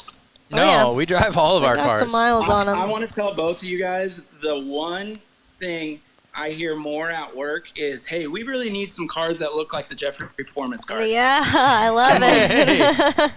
Well, It at least comes up once a week. I'm like, okay, like, are we going to shell out the bill for this, or what's going on here? hey, you guys already know. You guys ever need anything, you're more than welcome to call us. Anything. We're going to have to build the Gucci mobile for sure. I can just paint it different. You can, There you go. whatever you want. You want me to put a KMC logo on the side of it? It's done. It's yours. finished and ready to go. I just got to give you the check, right? yeah. We could do a trade for a couple sets of rims. Oh, there we go. Forged. But Corey doesn't get in on that. No. Hey. I feel bad for Corey right now. No, don't man. feel bad for Oh, it. George, if you saw the text messages, you wouldn't feel bad at all. Oh man, that's funny. Hey, so before we hang up with you and get more into RJ's story, do you have any funny stories that you've had maybe down in Mexico at the races with these guys, anything like that? It's pretty clear that Corey has some. Corey's got Well, the stories, it I does involve think. Corey. What was it? The Tijuana race or whatever, Lindsay? Yeah. Was I backing up? I was in the raceline van with a trailer. I think, and I yeah. almost sideswiped Corey, and I had no idea it was him. And all of a sudden, I see Lindsay's dad, like, pale, ghost face white. I'm like, "What's up?" He's like, "Dude, you almost hit me." I'm like, "No, I didn't." And they're like millimeters from the truck, like full can opener. Like It was almost bad. They were in a car, or they were standing Yeah. there. Yeah, we were in They the car. truck, like, yeah, coming behind us, and I almost just laid the whole thing open. And I think Ryan was like saw Corey and was like waving, and meanwhile like Yeah. almost smoked the side of the truck, like in the It fully wasn't good. branded van, by the way, like Full company billboard. van. Yeah. There might have been some Ducati lights involved. Hey, that's the way we like to hear it, dude. You're living your dirt life to the fullest. That's it. We're living it. Hey, homie, well, have a great rest of your week, dude. We appreciate it. And You too, guys. I'll see you before, but just for our audience, we want to say good luck at the Baja 500 this year. Yeah, make us proud. you. Don't suck. We'll see you down there. Hey, just for you, I'm not going to suck, all right? All right? There we go. There we go. Later, homie. We really appreciate it. Tell the family hello as well.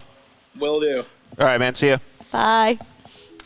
So going back and talking about family, like, you don't have those open conversations and laugh like that if they're not part of your family. Like, that's so No. cool that he can be like a company representative Yeah. and part of your guys' family. And But- Ryan's one of those guys too, where like obviously, if you've been in the industry, you know that he was with another wheel company before, and like it was no question when he went to KMC. We were like, all right, like we're going to KMC. Like Yeah. it's just that relationship you make with people, where it's like you go where they go, like you support them in whatever they're doing. Yeah, 100%. That was like one of the first text messages I sent to him. I don't even think I said congratulations. I was just like, all right, when am I switching all my wheels?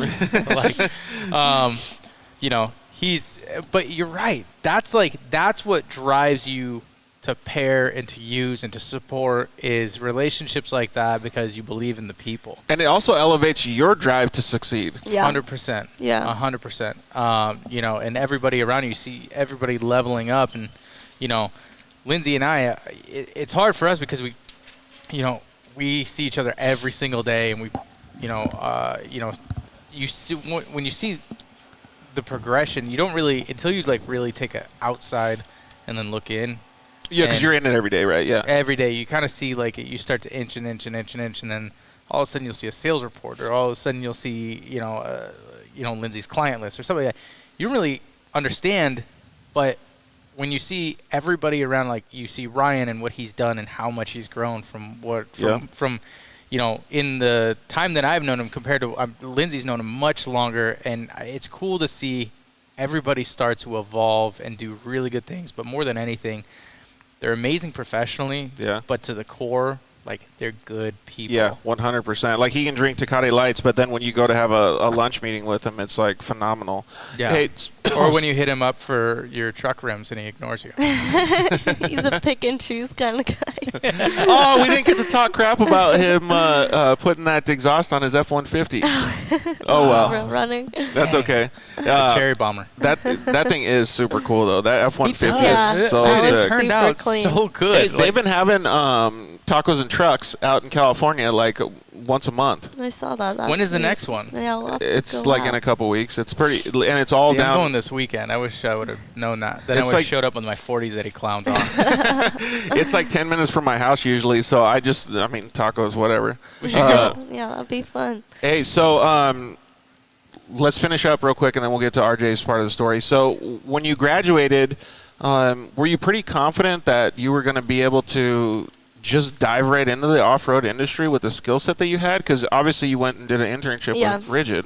Yeah, no, I had no idea. And when I finished school, I was kind of like, well, I don't really know what I'm going to do. But I was very fortunate to get right in that job at Rigid. And at the time, Brian Godfrey was still working there. And he, like, if you know anything behind the scenes of the industry, like, he's really good at what he does and has taken and elevated a lot of companies. So it was cool to kind of jump into that. And what I liked working there was seeing, like, okay, so you can do this really cool branding stuff, but in this industry. Because, I mean, you see, like, branding for, like, restaurants and, Coca-Cola, like, these huge vans, like, cool branding that way. But you can do all of that in this industry, and it's just as cool. And I think that's kind of what we've been able to do with Jeffries, too. Like, we don't have to just stick to the normal branding stuff. Like, we like to be able to reach for the Coca-Cola, The creative freedom. Yeah, like make a big deal out of it. Just because it's a smaller industry doesn't mean you can't go full out. So Well, so there's an adverse or an argument point to that as well. And you say it like it's easy, but that's because you're the creative. So, like, a lot of people don't think above and beyond with that creativity level. A lot of people are really just focused on what's already been done, and just keeping the norm going. Yeah, I would argue to say that's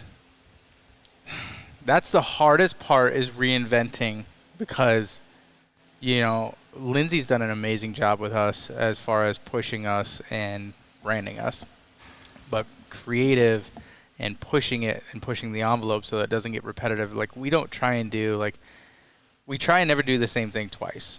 Whether it's storylines, marketing, things like that. We always try and do things that, you know, it's actually worked out pretty well for us, is that we set goals that we kind of believe are like a fairy tale. Mm-hmm. I think one of them was the helicopter shoot. We literally said, we were talking early on in Jeffries' performance, how cool would it be to do a shoot with a helicopter, this and that, and have like a chase. I always had this envision of like chasing, and Lindsay took that idea and blew the doors off of it. Not only did she incorporate a helicopter, but she incorporated a very talented friend of ours. Like, I met, you know, and Lindsay's been a great gateway to a lot of people that are very big staples in my life today. But Derek from Optic, one of the most talented helicopter pilots you have, but arguably I would say he is what I would say we are in our industry for off-road. And for, like, when you think of a helicopter, it's Derek, right? Yeah. We got him to come out, and it was a really, really cool shoot because, you know, he had just gotten his first helicopter by himself. It was like, was it one of his first shoots? Yeah, I think so. It was like right when he got it the next day. So we had this benchmark of what we wanted to do, and truth be told, like when you look at cost early on in your career or your company, you're like, I don't think I'll ever be able to afford that. I don't think you're just like, it costs a lot to put a helicopter in the air. It does. Yeah. Yeah, that's what we learned the first, is that like, when we got that estimate, it was like, okay, so I'm going to do a side hustle now and, try and get that. But you set these goals and you try and push it because you've never seen it. And that's what we try and do the most of, is if we haven't seen it or if it's an idea that's out of the box that doesn't really like, it doesn't seem like it would be within the spectrum of our industry, that's like what we aim for. Yeah, exactly. That's exactly what fuels the growth, though. Yeah. Because if you just think like everybody else, everything stays static, right? And that's kind of what I'm talking about, though, is like you guys have never learned to stay static. Lindsay, on her way home from the races, we're going to talk a little bit about you, RJ, too. Like, everything takes detail. Everything takes focus, debriefs. Like, everything has to get better and better and better, and that's the way you guys both live your lives. Yeah. And Lindsay's very good at recognizing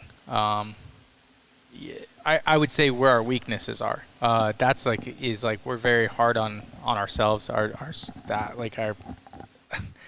our own worst critics, but Lindsay, more than anybody, takes it more personal and debriefs herself. Like, you don't have to say anything. Like, she knows, like, if something sucks, if it didn't turn out right, if this, then I tiptoe around those conversations because I already know that thinking it. She's already thinking it. The answer's already there. I sometimes say it just so I can make sure I'm like, maybe she knows, maybe she doesn't, and then shortly after, few syllables leave my mouth, I'm like, this was a mistake. I shouldn't have said this. But that's one of the greatest things about Lindsay and where she's grown. And like you said, she went in a rigid. I think that's phenomenal. For somebody to come out of college and go straight into a company like Rigid, who, arguably at that point, or I would say is probably one of the biggest companies, and with their branding and marketing they had going on, especially with who they had signed for those years, she was, I think they were lucky to have her, but she grew that much, and then I think that gave her enough to just she hasn't stopped with a rocket behind her. Hey, so read that comment from Caden real quick then. Hi, guys. Lindsay is absolutely killing it. Love watching what she has accomplished. Yeah, that's exactly what you're saying. So, Caden, hey, I texted you earlier, but we will go on a bike ride next week, buddy. I just have to get home from Arizona, and it's going to be a lot cooler than it is here, so we're going to have a good time. And Cody Sanders also said that we need to up our couch game. I don't know, man. These are pretty comfy.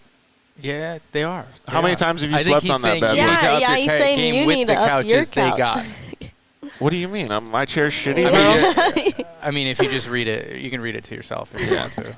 I was trying to bypass it and give it to you guys. Hey, these couches are really comfy, though. How many times have you stayed at the office and had to sleep on the couch? None, thankfully. Thank you. Shout out to Jesse. Never made me sleep on a couch. I didn't mean that. I just meant working hard. All right, so Lindsay, maybe. Lindsay's the one who burns the midnight oil. Literally, I'll come back at 4 hours later, because I forgot something, this and that, and the lights are on, and I'm going, Lindsay, you still here? Yeah, I'm just chilling. Somebody broke into the office. No, Lindsay's still working. No, Lindsay just plugging away. So, I mean, she is a trooper. I mean, she's sick sitting here on the show, this janky little show we got. She's still doing it. No. Okay, listen. Deathbed. She could have COVID. She could have. It doesn't matter. And your hats are still getting done. It's not my hat. Trust me, I'll get. I got you your hats today. There you go. She does not stop working, and if she has to take a day. Speaking of hats. Yeah. Dude, thanks for hooking me up, man. Yeah. So we got all these freshies right here that RJ gave me. This one is my favorite. This blue one right here. When it matches your shirt. Dude, I'm feeling the blue.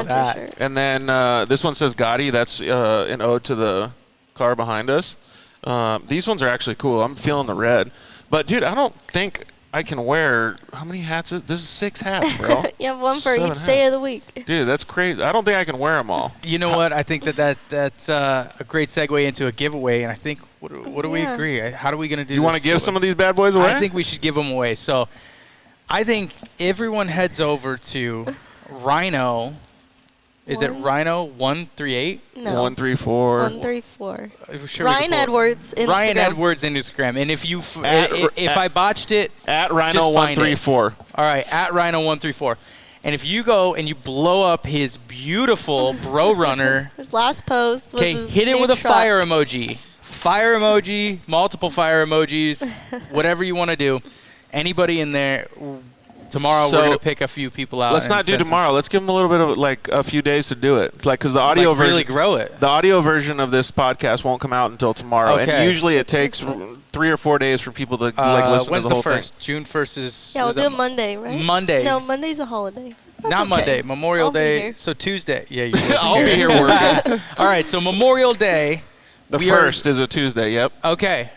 We're going to give it out. We're going to give a few of them away. We'll Sounds do a good. few different swag packs to anybody who goes on. Is it Ryan? What is it again? Rhino. Rhino. RYNO 134 134 on and a Instagram. fire emoji under the Bro Runner. First picture on there. Yeah, you can even put more than one fire emoji. Oh, yeah. You blow up a whole fire emoji. Whoever does the most fire emojis gets a I'm going to hook up too. So the best part about this is, like, in my opinion, because we know Ryan, is not that you're giving the hats away, is that he already hates his phone so much because Corey's blowing him up, That's we're blowing him up.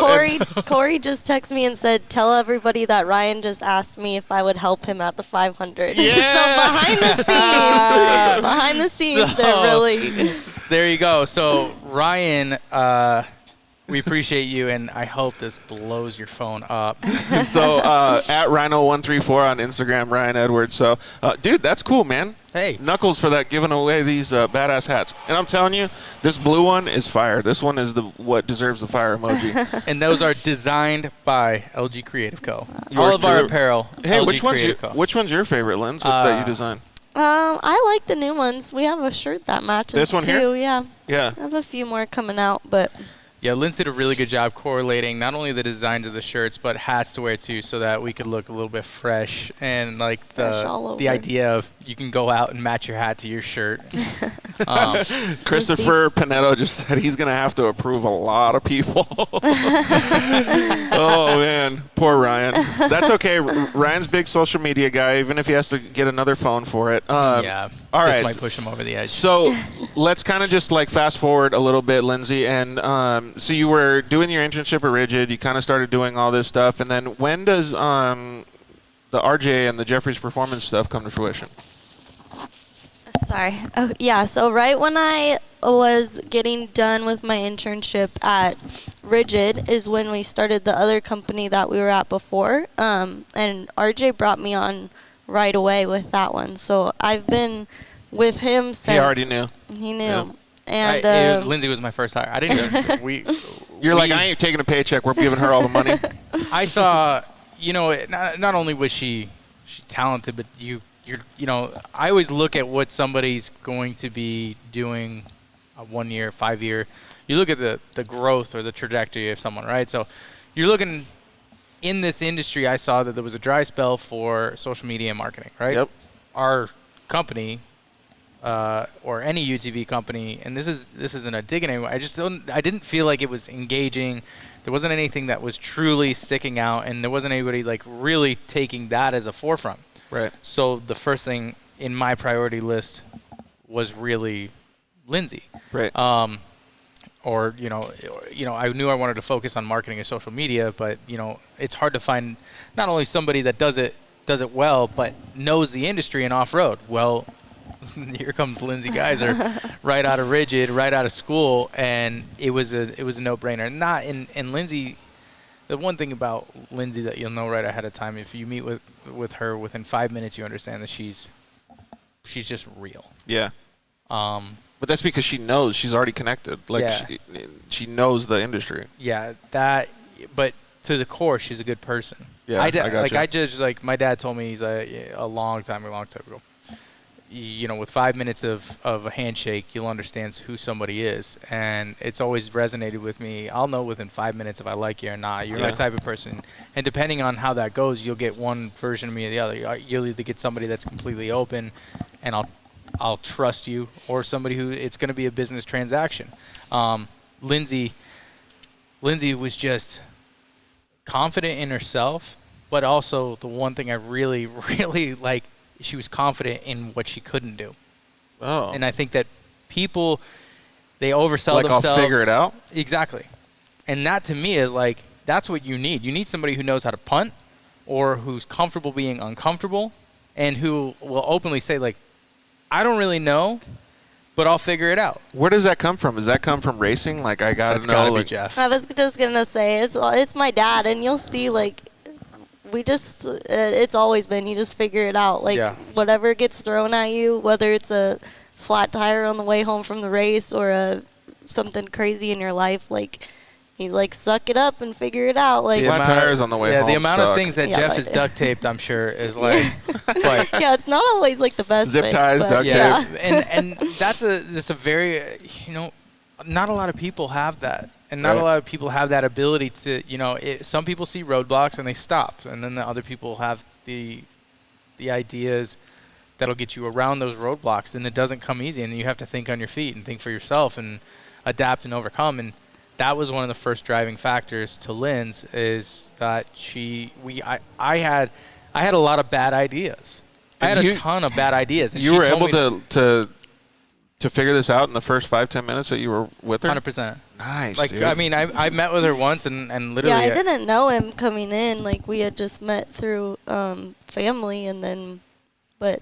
That's it. Cool. And, like, it was a big push for me because at the time I had a business partner, and it was kind of like one of those things where I believe we didn't agree on it, and I pushed for it, and, I can kind of feel the dynamic, though, that works a lot. Like, it elevates both your guys' game. I think that she has a really good knack for telling me to fuck off, and that it's a horrible idea. That's perfect, though, because everybody needs that. I need it. If somebody said yes to me. Everybody needs that. Oh, man. If I had somebody that said yes to every idea I had, we'd be so screwed. Hey, if you guys couldn't have heard the audio of RJ slamming this marker on the wood over here. Sorry. He's fired up about this subject here. I'm always passionate. When it comes to Lynn's, I'm very passionate because Lynn's has grown not one, two companies for me, with amazing blueprints. She has it down, but she's like outside of that. Look at the 1 year trending on LG Co. Like, yeah. She built her own company amongst building. How many clients do you have? 20, 30? I don't even know right now. Okay, so she came from. She's trying to get less so she can sleep. Yeah. No. And if she ever tries to tell you she tries to work less, like, that's false. So I do hear so many good things about that. And when you talk about working hard, there is a balance, though, right? Like, you have to be able to at least have some fun. And Lindsay does do this at the races and things like that. But I can speak from personal experience that up for the last probably 18 months, I was getting really hard on myself. Yeah. And this happens to you. It happens to Lindsay. It happens to everybody. And I was like, fuck, man, is the dirt life really worth continuing? Are there that many people watching it? And to me, I was like thinking, like, God, it's got to get bigger. It's got to, like, my goals are way further than it is right now. Like, I'm throwing all the way across the field, kind of thing, right? Yeah. And I looked this month, like 2 weeks ago, and I sent emails to all of our partners because I was I was smiling for a day and a half, because from last year we grew 400%, and from January we grew 210%. I was so stoked. And when I hear you guys talking, it resonates with me, the work ethic that you guys have, the creativity that you guys have, and the outlook that you guys have for the future, because it's really exciting. Like, you get down in the dumps, you can't see it, and all of a sudden you get this, like, light, and you're like, fuck yeah, we did it. Yeah, that was our, I wouldn't even say it's our 1 year. I think shortly after that. I think Colorado was like really an emotional time for me, because I'd always wanted, we built a family. Like, when you talk about family, like, you couldn't be hitting it more on the head. I don't hire anybody here just to hire them. We stay close knit. We have to like it. Lindsay actually, is kind of the last nail in the coffin. Like, I might like somebody. Lindsay kind of like. A good example is some of your employees are working on their own personal pit bikes here, like right now. Like, it's super cool that you let them do that. Yeah. No. It's cool, man. Like, a lot of people don't get their opportunity like that. The thing about it is I don't I never wanted it to be 100% work. Of course, we have to turn a profit. We got to make things. But I wanted this to be a place where I solely wanted to party, to work, to be everything I ever wanted in a company that I would love to work for, and to be somebody that people wanted to work with. I don't think I have anybody that works for me. How do you think that vibe is looked at from the outside? Because it creates growth, it creates spontaneity, and it creates creativity, right? Like all of that stuff happens out of that mentality and that management characteristic, right? Yeah. How do you think it looks outside of the industry when you look in? Because there's always haters, right? But that's a driving force. I mean, to me, I don't. There was who was it? Aaron, a good friend of mine, Aaron, on Instagram. He told me one time. He said, "I've never met a hater doing better than me." Dude, that's a good one. And it resonated with me. Like it hit me home. And I just said this to a friend of mine who has a business, and he started up, and he was getting all fuck. How many times in racing does that happen, Lindsay? Everybody hates. Yeah, and one of our biggest goals in the beginning. Put the mic a little closer. Yeah, one of our biggest goals in the beginning was I would always preach. I was like, why does everybody go at each other's throats? Why do people talk shit about other companies, or why is it like that? Because to me, as a consumer, it would turn me off. But more than anything, this industry has more than enough money for everybody to have a piece of it. Yeah, absolutely. The reason I feel that people hate on each other is because they're not feeling like they're getting enough of their piece. But that's internal. Like that's something you have to deal with on your own.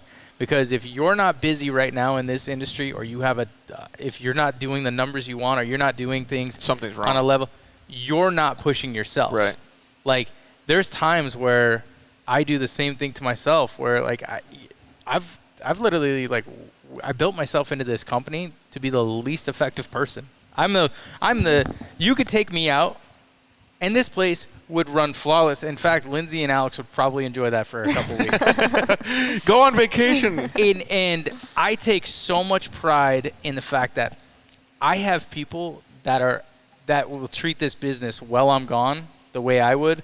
But not only that, they take pride in their work. They work their ass off, and they elevate this company every day. And like, unfortunately for me, it's like it leaves me with my hands tied. Like once in a while, I'm like day trading crypto coin, like trying to figure it. Like because the company's just operating by itself. And that's that's amazing. Sorry, I'm having my ears like pinched in this thing. So you can open it up if you want. Yeah, I just figured it out. Hey, so while you're adjusting your headset, Abigail Martinez, I think you guys might know who she is. She says, "LOL, I drive 2 hours each way to work at Jeffries Performance. Happy to be part of the family. There are some of the greatest people to work with." That's Ulysses. Ulysses, yeah. Yeah, let me tell you about that. This guy. Ulysses comes in. This guy. He comes and at first I didn't know he was from Tucson. He really hit us up, and Alex was like, he seems like a really good guy. He seems like a good fit. And I was like, all right, Alex, if you think so, like absolutely, let's turn it loose, right? And Colin and Parker and everybody we have. It's like, how when you bring a new dog into a pack. Yeah. All the other dogs are like, hey. Yeah. Hey, who's this? Yeah. Let me sniff him out real quick. Ulysses turned out to be one of the most amazing, hardworking, dedicated Can't talk people. about having the sniffles right now with Lindsay. Yeah, right?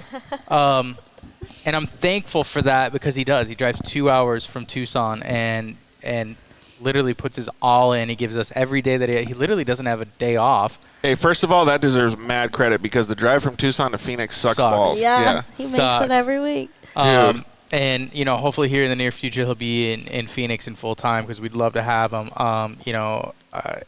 Colin, Parker, even we have a new hire, Mason. Mason's on a little bit of a bull in a china shop kick. I think he's like roached my truck and like he just smoked my bumper. But everybody we have in here gives me the ability to be idle, which I hate. I absolutely hate it. I don't have any purpose right now, so I'm truly trying to figure it out. But these guys really take it on as their own. And, I think that's your core value in your company, and that's what gives you success. So if you're on the outside looking in and go, hey, Jeffries Performance has fun, has good people, and not only that, but, they're loyal and everybody's they're doing well, create that for yourself. There's Yeah. nothing that's stopping you. If you're a company that wants that, like there could be a company. AKA, don't be a hater.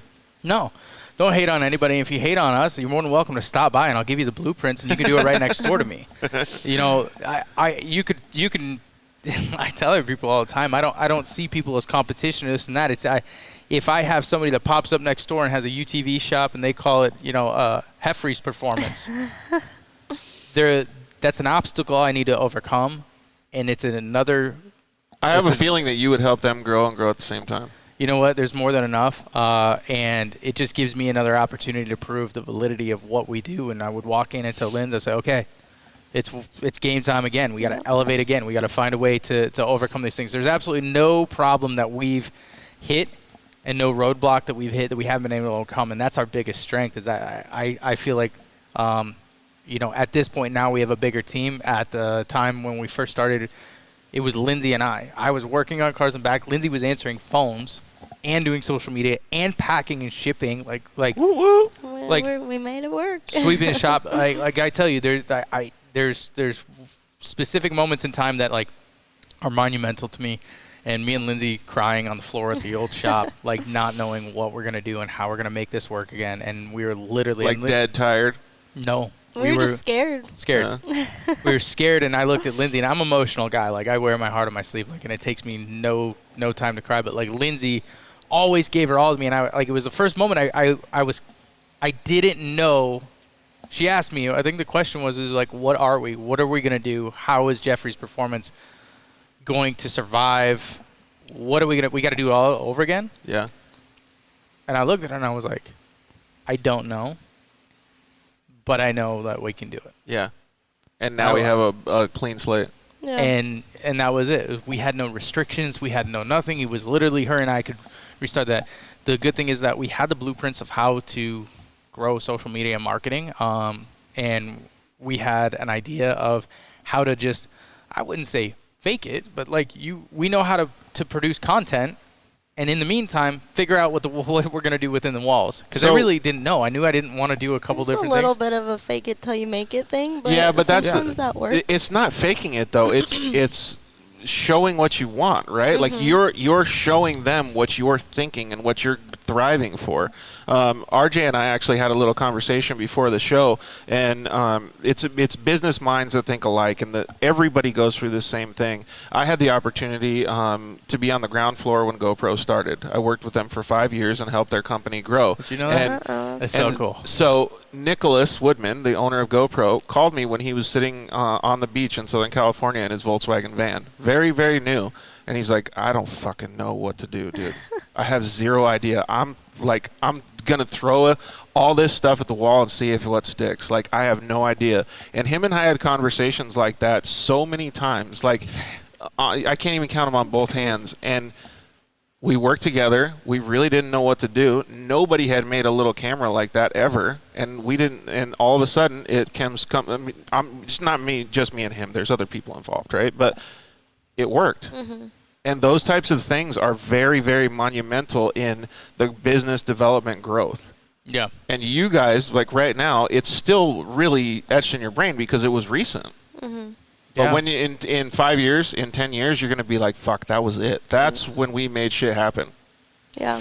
It happens more often than not now. Hey, so let's talk a little bit about more specific things when we're talking about branding exercises and design, because Lindsay is a creative. You're very much a director in this creativity. However, you give her the freedom. But one of the best things that you guys both do when you collaborate together is branding and marketing is never about design. It's about the connection that you have with the people on the other side. And you guys both have a very, very good understanding of how to do that and how to communicate with those people. I think that's where most of the success comes from. Cool designs, obviously, but that's where the connection is. Yeah, Lindsay probably can talk about this a little further than I can because it's her field. I would say Well, give yourself a little bit of credit, dude, because shaking hands is just as much of the marketing as a design. And he has a lot of good ideas, too. I know I shut down a lot of ideas, but he does come up with good ones, too. And one thing about RJ is he's always been, I'll tell everyone, like, he's a huge hype man. Like, if you have an idea and you have, like, I mean, the means to make it happen, like, he's always there to support you. And, like, The executioner? yeah, and he's always for it. Like, if you're for something, like, he's behind you and he'll help you make it happen. And I think a lot of, like, we always have crazy ideas here, and we're like, all right, well, what do we need to do to make it happen? And then a couple months later, it's a real thing. And that's so, a good segue into actually getting into a little bit of RJ's backstory. Then is where did you learn that compassion and that drive to help others and to support everybody so much? You know what? I was very fortunate to have two amazing parents that they were divorced, but in both households they had an amazing house. My mother is she's got such a big heart. She'd always help anybody and always be. I would come to her with crazy ideas, and like I'd be like, "Hey, let me flip this 450. Like, I just need $4,000." and the thing at the time is I didn't really know it until probably my early 30s. You know, my mom had gone through. She was a real estate agent in 07. And we all know how that, that fell out. And my mom never, ever let me know that she was either struggling for money or anything like that. And she could, I didn't know. That would be a gnarly time to be at work. And I'd look back on the things that I would ask for or want to do and this and that. She always supported me. She probably gave me her last penny 100 times to help me succeed. I mean, I had a sticker business at one point. I've had so many different things that I've failed at. The little entrepreneur that could. Yeah, and she always supported me. On my father's end, my father was a little bit of a different, did the same thing with different rules, and so I have a combination of both. My dad always taught me that if you are pulling forward, I'll always help you pull that way. But if you are standing still or going backwards, I'll never help you go that way. I like that. So anybody who's making forward progression, wants to do something positive with their life, has started the foundation, has an idea or anything like that, I always feel compelled that that's where if somebody is doing the right thing and you have the ability to, whether it's financial, whether it's supportive, emotional, however you want to help them, you move forward and you do it. And that will help you grow yourself because that in turn, people support people that support people. Yeah. It's a never-going chance. But if you do it just simply out of wanting somebody else to succeed, I feel like that's good karma. I think, it's not just good karma, but going back to my point, that's in my opinion, that's one of the number one tools in marketing because no matter what happens, that logo is seen with the passion that you just talked about. Yeah. Yeah. And that was I think where we grew a lot is working with a lot of people that had crazy ideas. Lindsay supporting my crazy ideas and me supporting Lindsay's crazy ideas, and that's where our branding I feel like is different. Is we haven't seen it very rarely, and I don't think ever we've been hey, somebody's done this and it worked. Yeah. Right. We're kind of always what can we do? Yeah. This might work, this might not, but it'll be cool. And we've had fails. Shit, we've failed so many times. Things if you look at, and I'm sure you understand it, YouTube and Instagram and Facebook algorithms are they're unreal, horrific, right? Yeah. So you can spend $20,000 on a video, flying a helicopter above you, and this and that, and get more views doing a donut in the shop with a stock X3, that blows up, right? So you look at these things and you start to go and you analyze it and you're like, am I doing it for likes, or am I doing it because I genuinely think it's cool? You have to do it for passion, and that's where I think that we're we don't ever see anybody doing it, right? And we're like, all right, cool, let's rock it out. And those things might get less likes, but you see the mentions of it even a year later. They're like, oh, we loved that video that you did, and maybe it didn't get as much publicity or whatever that something else did that went viral, but it's stuck in their brain. It's something that they'll remember and that they that's exactly my point, is you connected with the people. And people get too fixated on likes because here's what I ask myself this all the time. I don't know if you've asked yourself this. How many times do I look and see how many people liked something? I usually try not to, honestly. I've done it a million times. But not on my personal stuff, right? Or not on our JP stuff, right? Have I ever scrolled through and saw something cool and be like, that's not cool because it only got 100 likes? Oh, I see what you're saying. Yeah. Like, fuck, that kind of sucks that because we all judge like that. We're all so focused on how many likes something gets. But if you put out a cool piece of content, ask yourself if you ask 20 people in a row, do you actually look at how many likes something got? Yeah.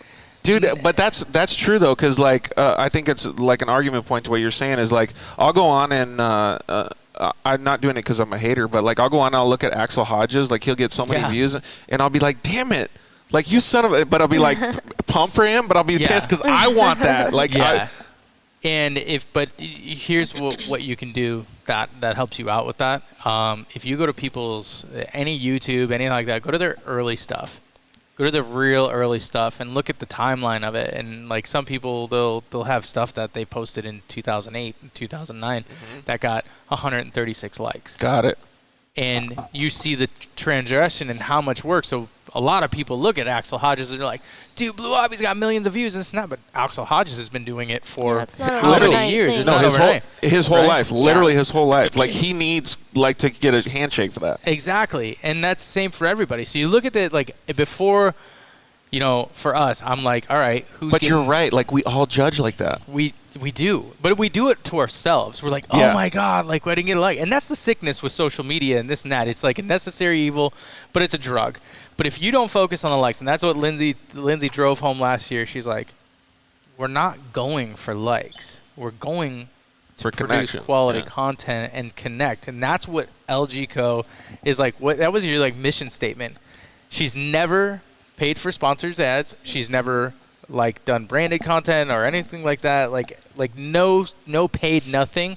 It's all about growing natural stuff. And I think we have. I'm not sure. We have 35,000, 30-something thousand that have naturally grown in our engagement off of zero social media like paid ads. That's awesome. And I would argue to say like, you know, you have people that like there's tons and you see them all the time. Like, and I think Joey T talks about it a lot lately. Is like, it's actually why I've people getting paying for people likes for that, and that's actually why I flipped my stuff to private because I thought like after Lindsay got hacked. I was like, nope, I'm not getting it. Because, you know, you see people that 100K or 100K plus or blue check marks and all this stuff like that. Like, and you're like, oh, they got to be doing something. But you look at their engagement and you're like, how do you have 100,000 people and 500 likes? When I got hurt in 2019, I was sitting in the hospital and I made like a video where I was all fucked up, and I wanted to show people like what happens, like and how you overcome things.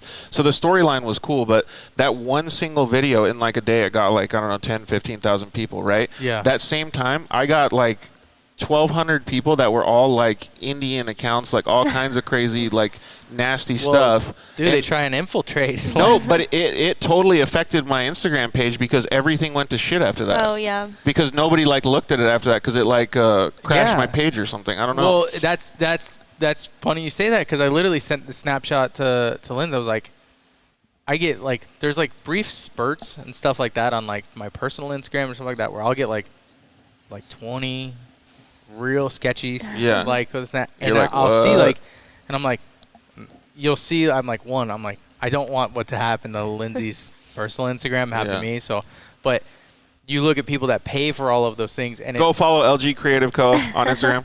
Yeah, LG Creative Co. That's her new personal / business because she lost all the goods. But I think that there's something to be said about people that truly create natural content and focus on that and not the likes. Well, just like John Hupperts is saying online here in this Facebook comment, he said people can see through the things that are done for likes or if it's done for passion. Yeah. Yeah, I think that's a good well, let's keep going talking about things that are done for passion because you really did create this business out of passion. You wanted to have something succeed that was your own. You cultivated it and you wanted to work with it. But let's transgress a little bit. What were you doing before you got in the side-by-side industry? Because I did a few different things. Well, maybe give us a Cliff Notes. All right. Cliff Notes. So I started, I guess my earlier stuff would be like, you know, I was doing like stickers. I don't know. There was a company called Club Tattoo, a good friend of mine was managing and got me in the door, and I did stickers for Club Tattoo for a while. Then fast forward, got a job. Big sticker guy. Yeah, got a job at bartending in Scottsdale, and did that for a few years, which segued kind of into me being able to get into. I wish you were our bartender last night at this because we had the worst service ever. Yeah, where'd you go? I don't know. I'm not going to remember either because it sucks so bad. So from there, was in Scottsdale nightlife for a long time and got into event management. So things like the Phoenix Open would probably be our biggest account. Like Country Thunder, big annual events and events. So around anybody Arizona. that's listening to what RJ is talking about in Arizona, those are massive events. I mean, we're talking like hundreds of thousands of people. Yeah. So I was fortunate enough to work with one of the most predominant companies out there. I got. There's a few different stones that I had to skip to get to that point, but I was in event management. I had an amazing job, an amazing boss. Shout out to Tony Weegan. Shout out. He was an amazing mentor, boss. Literally was like, he let me get away with murder without getting fired. But that sounds like you learned a lot from him though, because I feel like so much. I feel like that tuned you up to be working with the people you are now. He would call him like we would have meetings, and he had a lot of patience for me because I believe he knew that my heart was in the right place. Like I had one way of doing it, he had his way, and he really taught me how to have patience with somebody who didn't see it your way. But he also was extremely detail oriented and like would literally text me about the smallest things that would drive. Like I literally wanted to cuss him out like a million times, but he really did teach me about managing people. You mean the same way Lindsay sometimes wants to do that to you? No, he taught me about managing people to their strengths. And this day and age, I think that's very crucial. Is we're not like I grew up. And I worked for some amazing people. A guy who was like a father to me was Leon Hunter, and he works 365 days a year on a cattle ranching. He does big commercial properties. The guy's I think he's in his 80s now. Might have been, and he works 365. Still hustling, dude. Hardest working guy I've ever met in my life. But what he taught me was, he never cheaped out. He always bought the most expensive product you could use for that job. Mm-hmm. He never did anything half-assed. If it took him twice as long, he did it that way because he wanted, when he left that project, he was 100% correct. Nice. Worked a lot with him, and he taught me a lot about, I guess, my work ethic. My dad taught me sales, and Tony taught me how to manage people. So those three people were very, very crucial people in my life that molded me to where I am today and being able to manage people. So during that stint where I was doing events, I was putting away some money because I kind of had this inkling like I wasn't 100% happy. And I had reached the ceiling. Tony was obviously my directive. Then, above that was Brady, who was a CEO. There wasn't really much room for growth. I was like, right. If those two guys either quit, that's the only way you're getting promoted, or got fired, and one of them was definitely almost going to get fired. Like I was praying for it daily. But Tony was a great person. I just saw that I had a roof over me, and that doesn't really work for somebody like myself or with a lot ambitions, of people. That you want to succeed, whether it's financially driven or anything like that. Like it does. Like people say all the time, you should money shouldn't motivate you. It's not like I don't know who says that, but money motivates the shit out of me because what I feel like is that attributes to what I can do with my life that I actually enjoy. So those two things were kind of hitting each other in the head. Like I was making good money, but I wasn't enjoying myself. Like I couldn't do anything. Like I was gone on the weekends. I was working a lot, and I was always on call, and I didn't really have I loved off-roading. I had a Razor. My first thing was a Polaris Razor, non-turbo. And, that was, my release. I got to go, one day I got to go out and ride that. That was my fun. And so that's what drives you to keep moving forward. And that was, I was like, well, is there a way that I can make money and do what I love? Dude, that's what connects you to the people that you work with, though, your clients, the people that come in, is because you know exactly how they feel. Yeah. And that's the thing is that I never come to work and it feels like work because I truly love this industry and love this this outlet that people have, because I understand you working your ass off to get to Friday or Saturday or Sunday or whenever you can go ride, and being able to have that freedom to go out and do whatever you want. And these machines are absolutely amazing machines. And you probably get stoked when you see some of your projects get posted from other your clients and stuff like that. It's so cool. Like, and like do you have a favorite or like a story that you remember of a client leaving with a happy smile? You know, I'm very fortunate that I take great pride in the fact that I love whenever just recently a good friend of mine, Doug, he just picked up his Huff. He was super pumped. I've known him for years. And we still, as big as we've grown in the last year and a half, we'll have someone write us a nice review or a happy customer post on Facebook, and we screenshot it and send it to the group message, and we're all like, oh, that's awesome. We still appreciate that. Yeah. That's the hard thing, is that we have grown so much, but people and I never want to get to the point where people think it's big box. I will work as hard as I can to stay. I wouldn't say humble. We're very humble. I don't think we ever have to achieve that. I think that to stay for the people. Yeah, you just have to be relatable. Exactly. I don't ever want to get past that, because this is why I love it. Yeah. I don't ever want to be big box or brand or this and that. I love our industry and I love our people. So if you were to tell, you were to say, yo, what's your favorite? Every single person that comes in here, whether they spend $10 or they spend $100,000, I'm stoked on all of it, because, I always want people to leave here and go, they treated us great. That was we no pressure sales, or they executed us, and we fail. We have such a high. Hey, before you talk about the failure, Lynn's his passion. You didn't see what happened, but earlier he goes, "Hey, what size do you wear?" And I was like, "Oh, I wear a large shirt or whatever." And so I expect RJ to just go get me a T-shirt, and he comes back and he's narking me out right now. he gives me it's replenished your closet. Yeah, and I go, "Dude, you don't have to give me all that." He goes, "No. This is my favorite thing to do to see and it was because he wanted to see how happy I was." Yeah.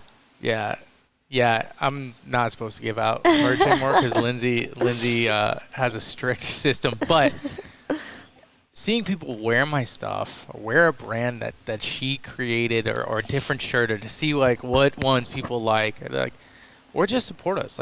Just kidding, he didn't give me anything. Yeah, there's guys that DM me, and they send me videos. And there was a video last night. Omar, he sent me a video, and it's some guy skying off of a jump, and he's got a Jeffries Performance flag on, and I'm like, that's dope. Yeah. That's so dope.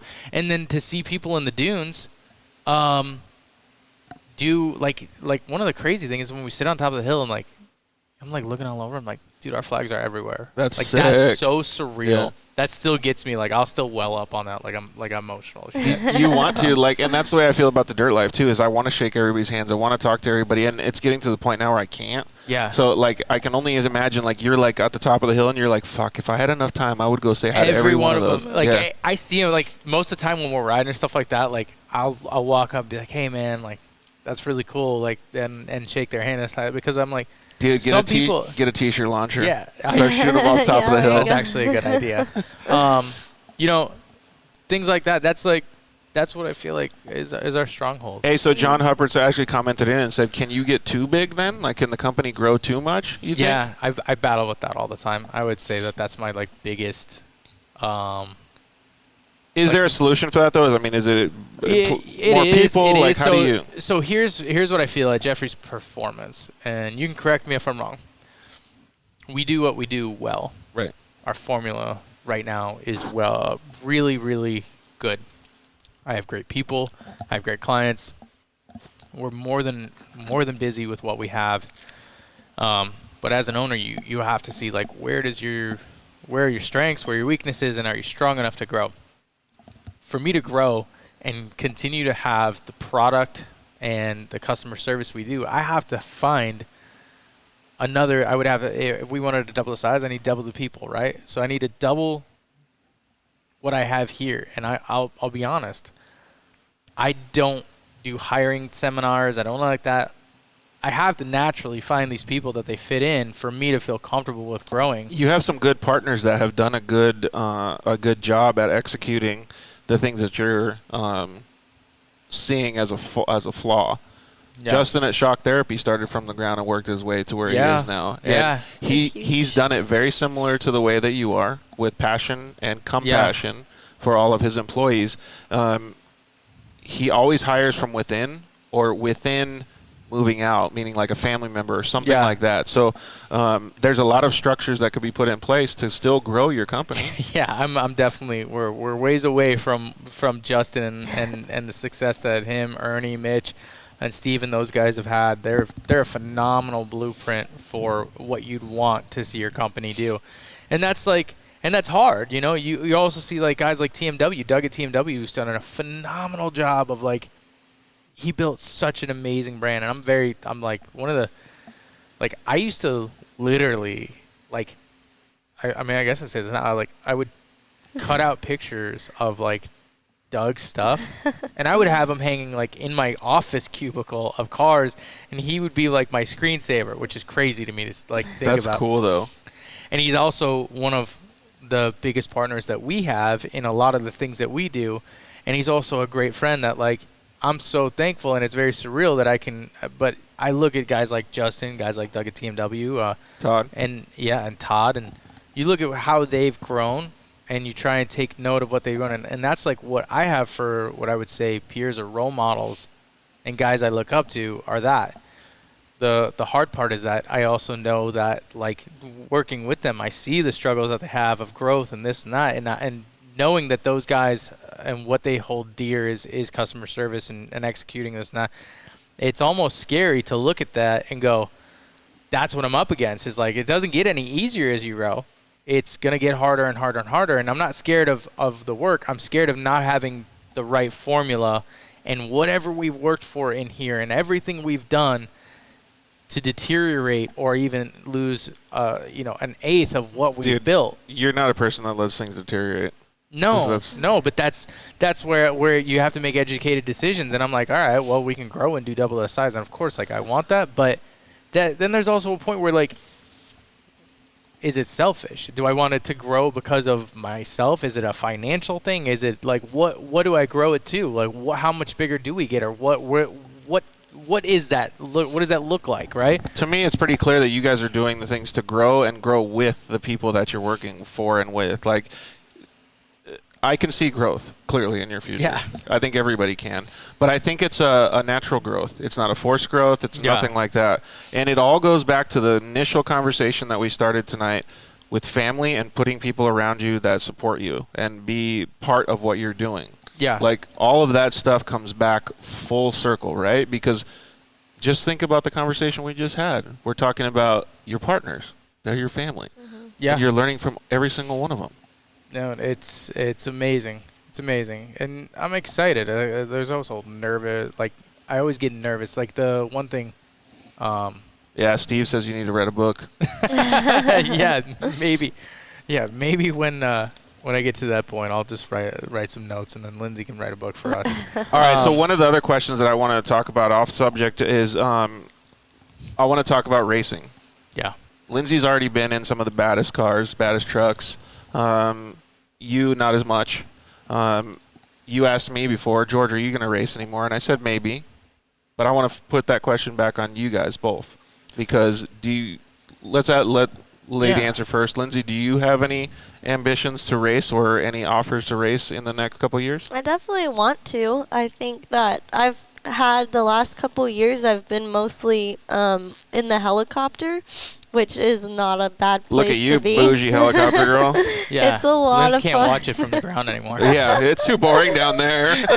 All right, be honest. If you don't have a helicopter ride at a race, are you less inclined to go? No, I still like that. Hey, Justin let me fly his helicopter one time. Oh, my God. I could totally see why she's up there. It's insane. It's a lot of fun. So luckily, since I haven't been racing, I've been able to do that, which makes it still a fun experience. You kind of feel like you're still in there, yeah. Yeah. And it's a lot easier on your body, too. You don't get as beat up. Yeah. There's not San Felipe whoops. Yeah, exactly. But, no, driving and racing is definitely, like, uncomparable experience. And so I definitely want to get back behind the wheel. But, hey, so I'm plans. gonna end this by saying, because I want to hear what you have to say, RJ, too. But Ryan at KMC does it because he wants that connection. Maybe Jeffries Performance can have a race vehicle in the rally class and have that connection with some of the people sitting here. I mean, the T-shirt launcher was a good idea. Maybe this one's not as good of an idea, but I'm throwing it out there anyways. I think some people enjoy racing. I have no desire to race. I like mine is like more recreational and this and that. Like for me, risk versus reward. I enjoy being able to go out to the dunes. I enjoy being able to go recreational ride.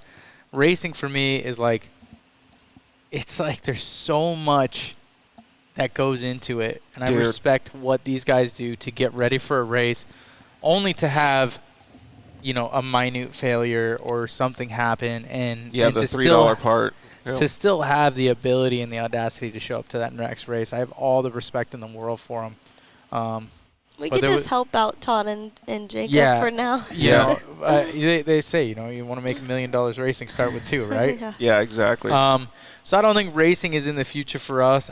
Even aside from the money, the time that is the investment. and here's the thing on you know, you're either a zero or hero when it talks to race car prep. Yeah. The guys that take on race car prep or are prepping their own race car, like I give a lot of credit to the guys that, you know, that take on clients to prep their cars. Yeah.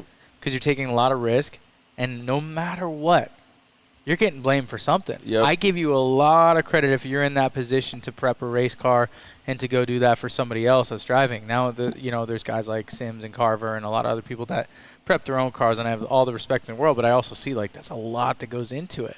So when we were doing the Yamaha racing program, I would make sure that I would prep at least 90% of the car before the race. I hated it because it took so much time. Yeah. Like I was already working my 40-hour 8 to 5, so to speak, and then another 40 hours a week on just the racing program. Yeah. But it was only because I would put that much effort in only because I didn't want somebody else to get blamed.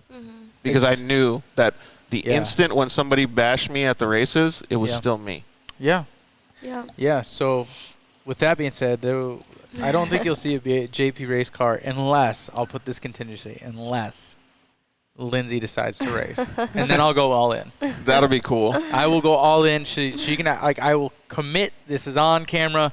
If Lindsay decides to race, full ride, full everything, as long as you end up on the podium. Oh, crap. So we got this contract with podium bonuses and all kinds of stuff.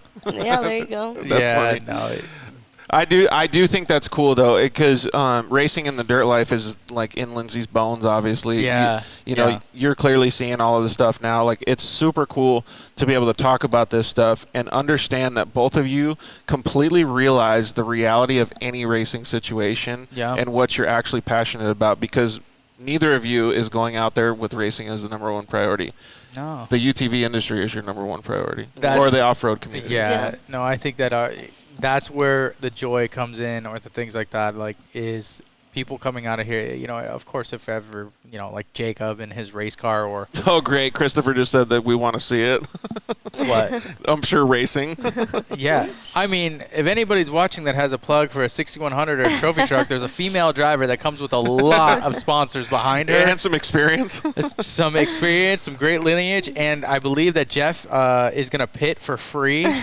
So if anybody wants to give Lindsay a trophy truck ride, she's open. I would honestly like to see Lindsay drive a UTV, though. That'd be cool. I would, too. I feel like that was great. But like she said, when you've done 100 miles an hour through 5-foot and 6-foot bumps in a trophy truck, like, it's kind of hard to get into a go-kart and be like it's... Let's go. Yeah, it's like, is this going to be faster? This is going to be like a turtle.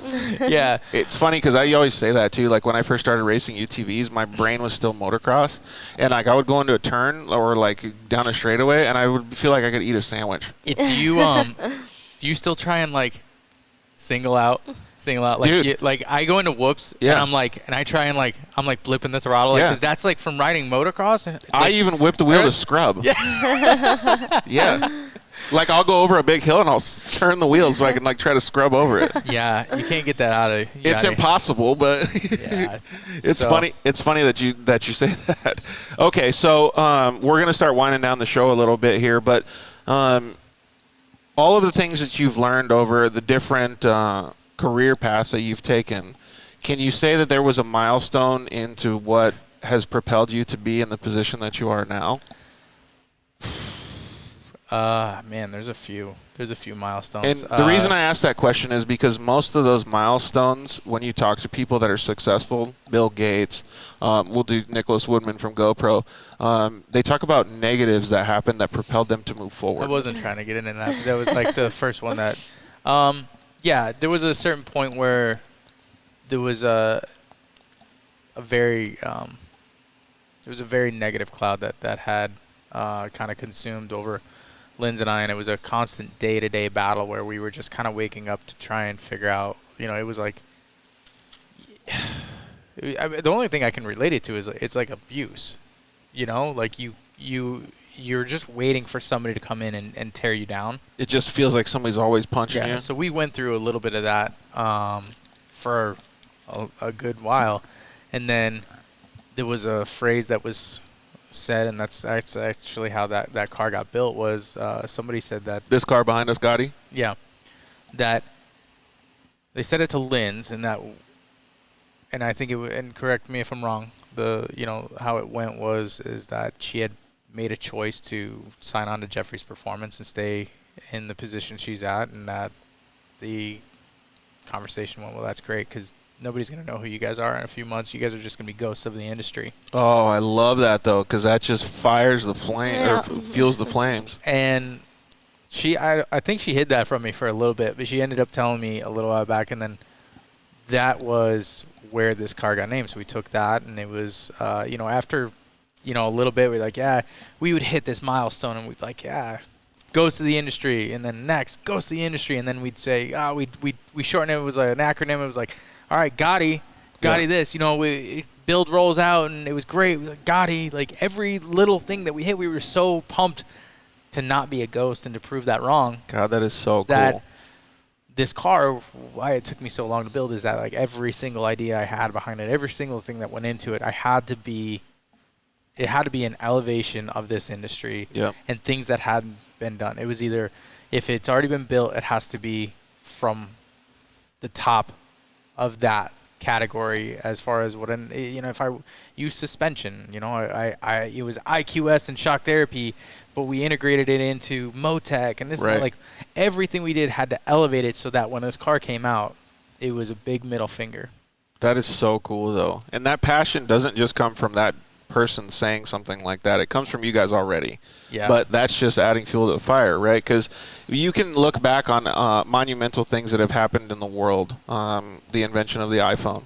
How much Steve Jobs got repelled backwards, and how many people told him that it wasn't a good idea and all this bullshit, right? And it's the same thing that drove him to that success. And it literally changed the face of the earth. Mm-hmm. Yeah.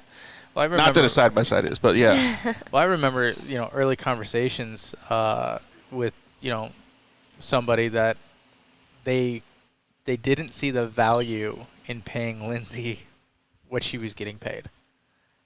And to be honest, like, she was so underpaid for what she was doing. Right.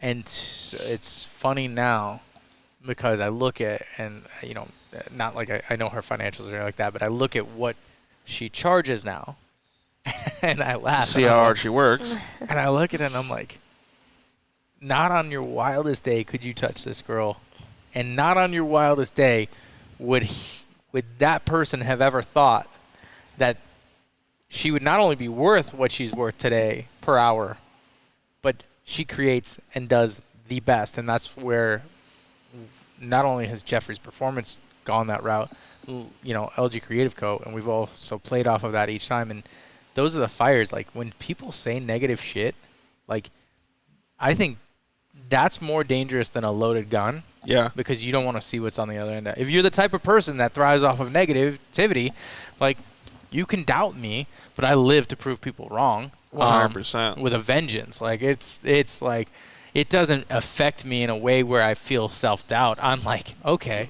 But on the other end of the spectrum, those same people are the people that are undercutting. So let's just use it as a real-world example here. Yeah. When you want to hire a software engineer, a website developer, a creative, and this is the same thing in the UTV industry, you have a person that let's just use charges $100 an hour because it's an easy number. They get the job done quickly, effectively, and done right. Yeah. And then you get a guy that charges $25 an hour. It takes them 5 times as long, so it's already more expensive. Usually they don't get it right the first time. And then third, you really have to wait a long time, and it's shitty service. So those same things are all the way that people should prioritize things, but unfortunately, this day and age, it doesn't work like that. It's like that saying, it's good, cheap, fast. You can only have 2 out of the 3. It's the same thing, but it's in every industry. It's not just in Lindsay's. It's in your industry as well. Yeah, I mean, I think it goes with everything. Like, of course, we have people that are, less expensive hourly or, offer a different type of service. And, what I would suggest to anybody is, when you're shopping or you're looking for a company to work with and the first thing you come to is price, is don't shop by price, but you shop by, reputation. You shop by, making sure that person, like, it's very easy to find out if there's bad blood in the water. Dude, 100%. And especially in this day and age. Because it's, I don't think there's any perfect shop. We sure as hell, are not perfect every time, but I firmly believe that my clients understand that if there's a mark that we miss, hell or high water, we will right the ship and make sure that it's done. And that's where I think that, if you do pay for a shop that, is on the lower end or lower hourly or whatnot, and you get that type of service, it's on the backside where you feel it. It's where when things go wrong and things aren't up to par, what kind of company that is. Yep. We recognize, what we do and the reputation we have and what we charge per hour and why clients are bringing it to us. I expect that if they're not 100%, like we have, when you sign out, like it says, did we meet or exceed all of your expectations? If that's not signed, then there's something I did wrong or something my team did wrong that we need to make sure that by the time that it rolls out or that invoice is signed or it's on the trailer, it's met or exceeded your expectations. I like that way of conducting business. John Huppert commented in and said, what do you see in as the next big thing in the UTV industry or your shop being? I have an idea about that. I can't really divulge it right now because it's something we're working on for this season that I feel like. Oh, that's a personal in-shop thing that you're talking about? Yeah, we're going to be doing something that it's something we're going to be getting into that I feel is going to be the next wave for UTV. It'll be completely different from anything the UTV's in. Hey, John, I'll just give it to you. He's going to put boat holes underneath it, and it's going to be able to go in the water at the same time. Yeah, they're going to be amphibious. So I guess to try and answer your question, the next big thing you're going to see. You're going to see manufacturers really elevate their platforms. I mean, you look at the X3. The Can-Am X3 has had a great run from 17 to 21, with Polaris obviously being a very a huge contender.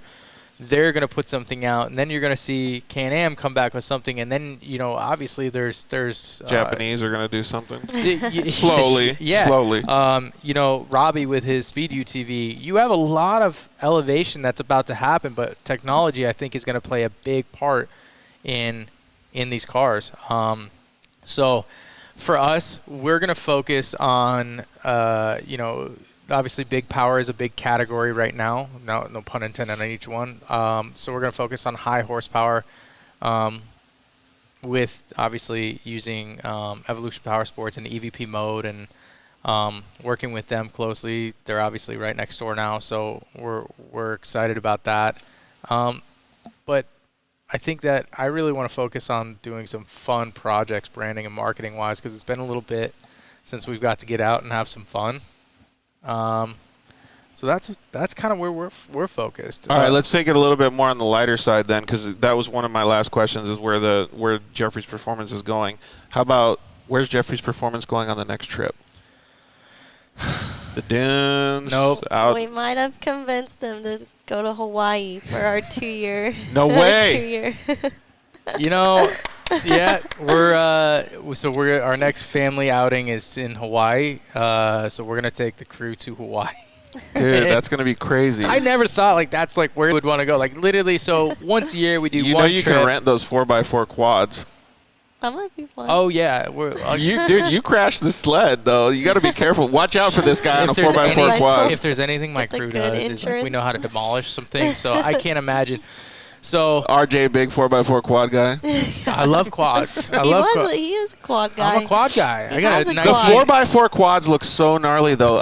In fact, I think you were Listen sitting. to Dustin. Dustin's big into those. All the S3 guys are big into those 4x4 quads. Dude, I think Lindsay at Parker, I think Lindsay was standing on the hill when I saw this dude on a 4x4 quad, and I kept talking to everybody about it. I'm like, that guy is the baddest mofo in this whole valley right now, because he drove a 4x4 quad, that whole Parker 250. Yeah, or like the GNCC guys and stuff like that. That's wild. It's crazy. Dude, it's nuts. Like, that guy must have been like full gorilla status at the end of the race. I couldn't imagine the arm pump. Dude. I'd be out. I would be out. So let's start winding down the show here. You guys ready for this rapid fire Q&A? Ready. Easy. You want to go? Okay. Let's let Lindsay goes answer first. first. All right, Okay. sounds good. Rapid fire Q&A to end the night. And if you guys have any rapid fire questions that you want them to answer real quick, shoot them over real quick. Hard shelled or soft shelled tacos? Soft. Ooh, dang. And some of these were submitted by John Lewis, so thank you very much, John, for doing this. Cholula or Tapatio? Horrible. Tapatio. You're not going either? One of them. That's an abomination on tacos. Are you I like kidding? Tapatio. You like Really? Tapatio nuts. Oh, that was something Okay, so like funny. I like Tapatio nuts. All right, so Tapatio. This is you can't get nothing by They it, have right? peanuts at Costco. I hate Tapatio and Cholula sauce. It's Frank's if you do anything. Dude, you know what like aggravates me? And I saw him like dropping off. He was doing a delivery at the grocery stores. Those Takis. I fucking hate those things.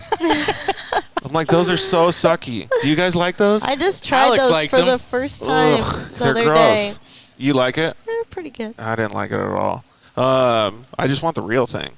So, dunes or the river? Dunes. Dunes. You guys are both going dunes. Both guys picked last week. Both guys picked the river. No. Big quad guy. Three-wheeler or quad? He's a three-wheel guy, too. Yeah, he's got a little ATC 70 over there. You know what? I have more fun on my three-wheeler, my little 70, than I do anything else. So I'm gonna say three-wheeler. What are you going with, Lynn? I don't know. I've never really been either. If it doesn't have a steering wheel, it's not about it.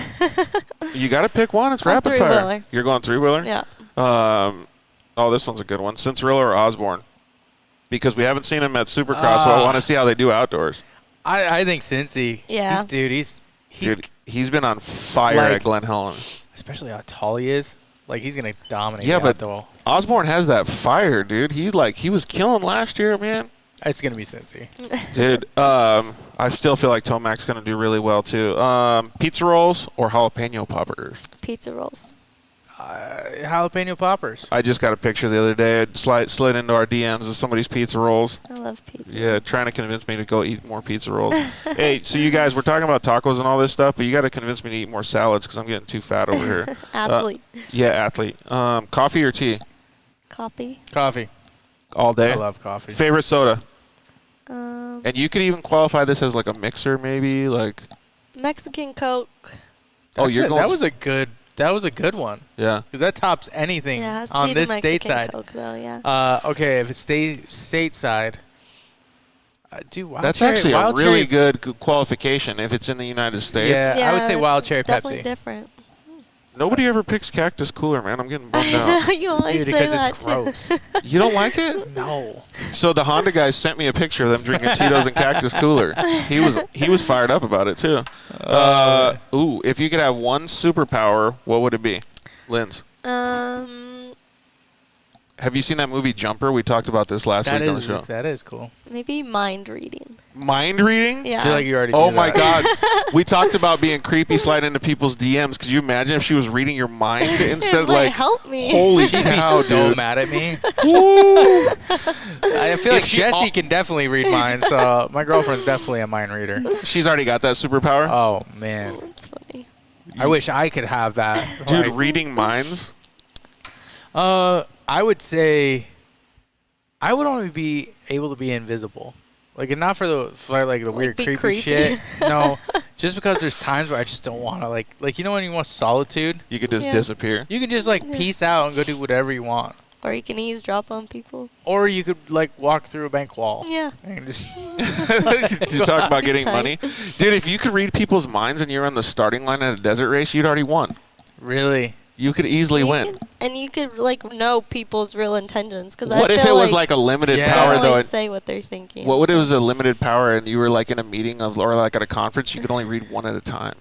You go for the CEO. You Yeah. go. That's the only person you need to. You go to the top. Okay, so let's change this. I'm going to ask 2 different questions. Lindsay, what's your most memorable race? And RJ, what's your most memorable event? I'd say most memorable race that I did is probably the Mint. It wasn't great. I flipped a car, but Ooh. but it was cool like to be able to say that I raced the Mint 400. She did. It was cool. What about your favorite event? We did the Phoenix Open, the Bird's Nest. Those are always good ones, but one of the most memorable is Country Thunder. I remember it was one That's of got to be so gnarly. It's gnarly, but unfortunately, you get all access and backstage and everything like that. Like, you just go wherever you want. Well, I ended up right next to, I think I'd been drinking. Definitely didn't tell Tony. I wake up in the morning, I didn't remember anything. And I was off at like 7 o'clock for like duties, but then we went and partied. I remember I woke up and my Snapchat story was like a centipede, 1 million long, like probably 100 snaps. Apparently, I just walked right through security, it was Thomas Rhett. Nice. And I just Snapchatted the whole time from his crotch.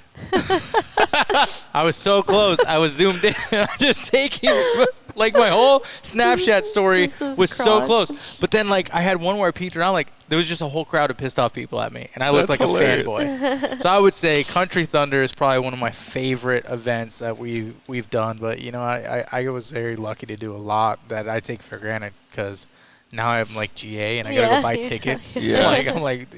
That's why everybody asked me to go to concerts and stuff. And fun fact, my partners in California in my business were Mark and Tom from Blink-182. I got to be backstage and do all these crazy cool things. So whenever anybody asked me to go to like Country Thunder or all these different events, I'm like, I'm good. Because it just doesn't. Not the same. Yeah, it doesn't add up the same. And that's not because I'm too good to go see music. Like, I'll go and get a general admission ticket, but I'll just sit in the back and watch, because I just want to hear the music. We're kind of like that now because we just went and saw. We took all the girls to G-Eazy because like I'm not like the biggest G-Eazy fan, but they are. Yeah. And they were. We got them right up next to stage. Right up like front. It was cool. They were probably like Thomas Rhett and me. Close. Did they have all the same Snapchat stories? They do for sure. But G-Eazy's crotch. Yeah, like I would. It's definitely like something I would do as a girl is Snapchat G's crotch. But like me, like everybody probably looked at my Snap story like this guy is an idiot. Let's see here. So most memorable event. Ooh, favorite flavor of ice cream. Oh, I'm chocolate for sure. All chocolate. Mint chocolate chip. Dude, that's played out. You got to pick something else. But Thrifty's mint chocolate. Oh, now you're going. See, it's always the Mexican version that's better. So, did you guys know it's not pronounced sherbet? No, it's not. It's not. Really? Yeah, it's not. We've been saying it wrong our whole lives. What is it pronounced? Sorbet or something like that. Sorbet. Isn't No, it's not. That's different. That's different? It's not sherbet. It's like Cerbert or something. There's no S. I forgot what it is. Oh, no, but it's gross. Caden, ask your mom what it is because I love Steve-O. He's always like, did he rock it out this whole time? I don't know. If you watch this whole thing, like, Steve-O, I love you to death, dude. And I can't wait to see your new TV show. Yep. And on this episode of Two Talk Steve. So, I don't know what we're going to do for the live feed tomorrow at Shock Therapy, but they got something up their sleeve. Dogs or cats? Dogs. Dogs all day. Cat people are psychos. Yeah. So, well, your dog got picked up by your mom, though, Luna. Yeah, she's a psychopath. She's a cutie, though. Netflix or YouTube? Netflix. It's hard right now because I'm in a YouTube phase. Dude, I'm like on the edge of Netflix though too now. You watch Danny Duncan? What's that?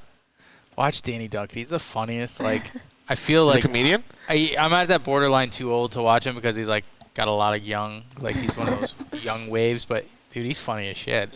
Okay, so we're talking about Netflix, Driven to Survive the F1, like that's like blows your mind. And then I'm watching Startup with what's his name, Adam Brody or whatever his name from the OC. I didn't watch it yet. Yeah, talk about Bitcoin and Dogecoin and all that stuff. Yeah. Dude, it's a pretty phenomenal show. Like I'm pretty into it. Driven's probably my favorite Netflix though. Like I binge watch that. When it comes out, I burn through the whole thing. Yeah, I still think like no matter what, like you won't sleep for 2 days. No. Yeah.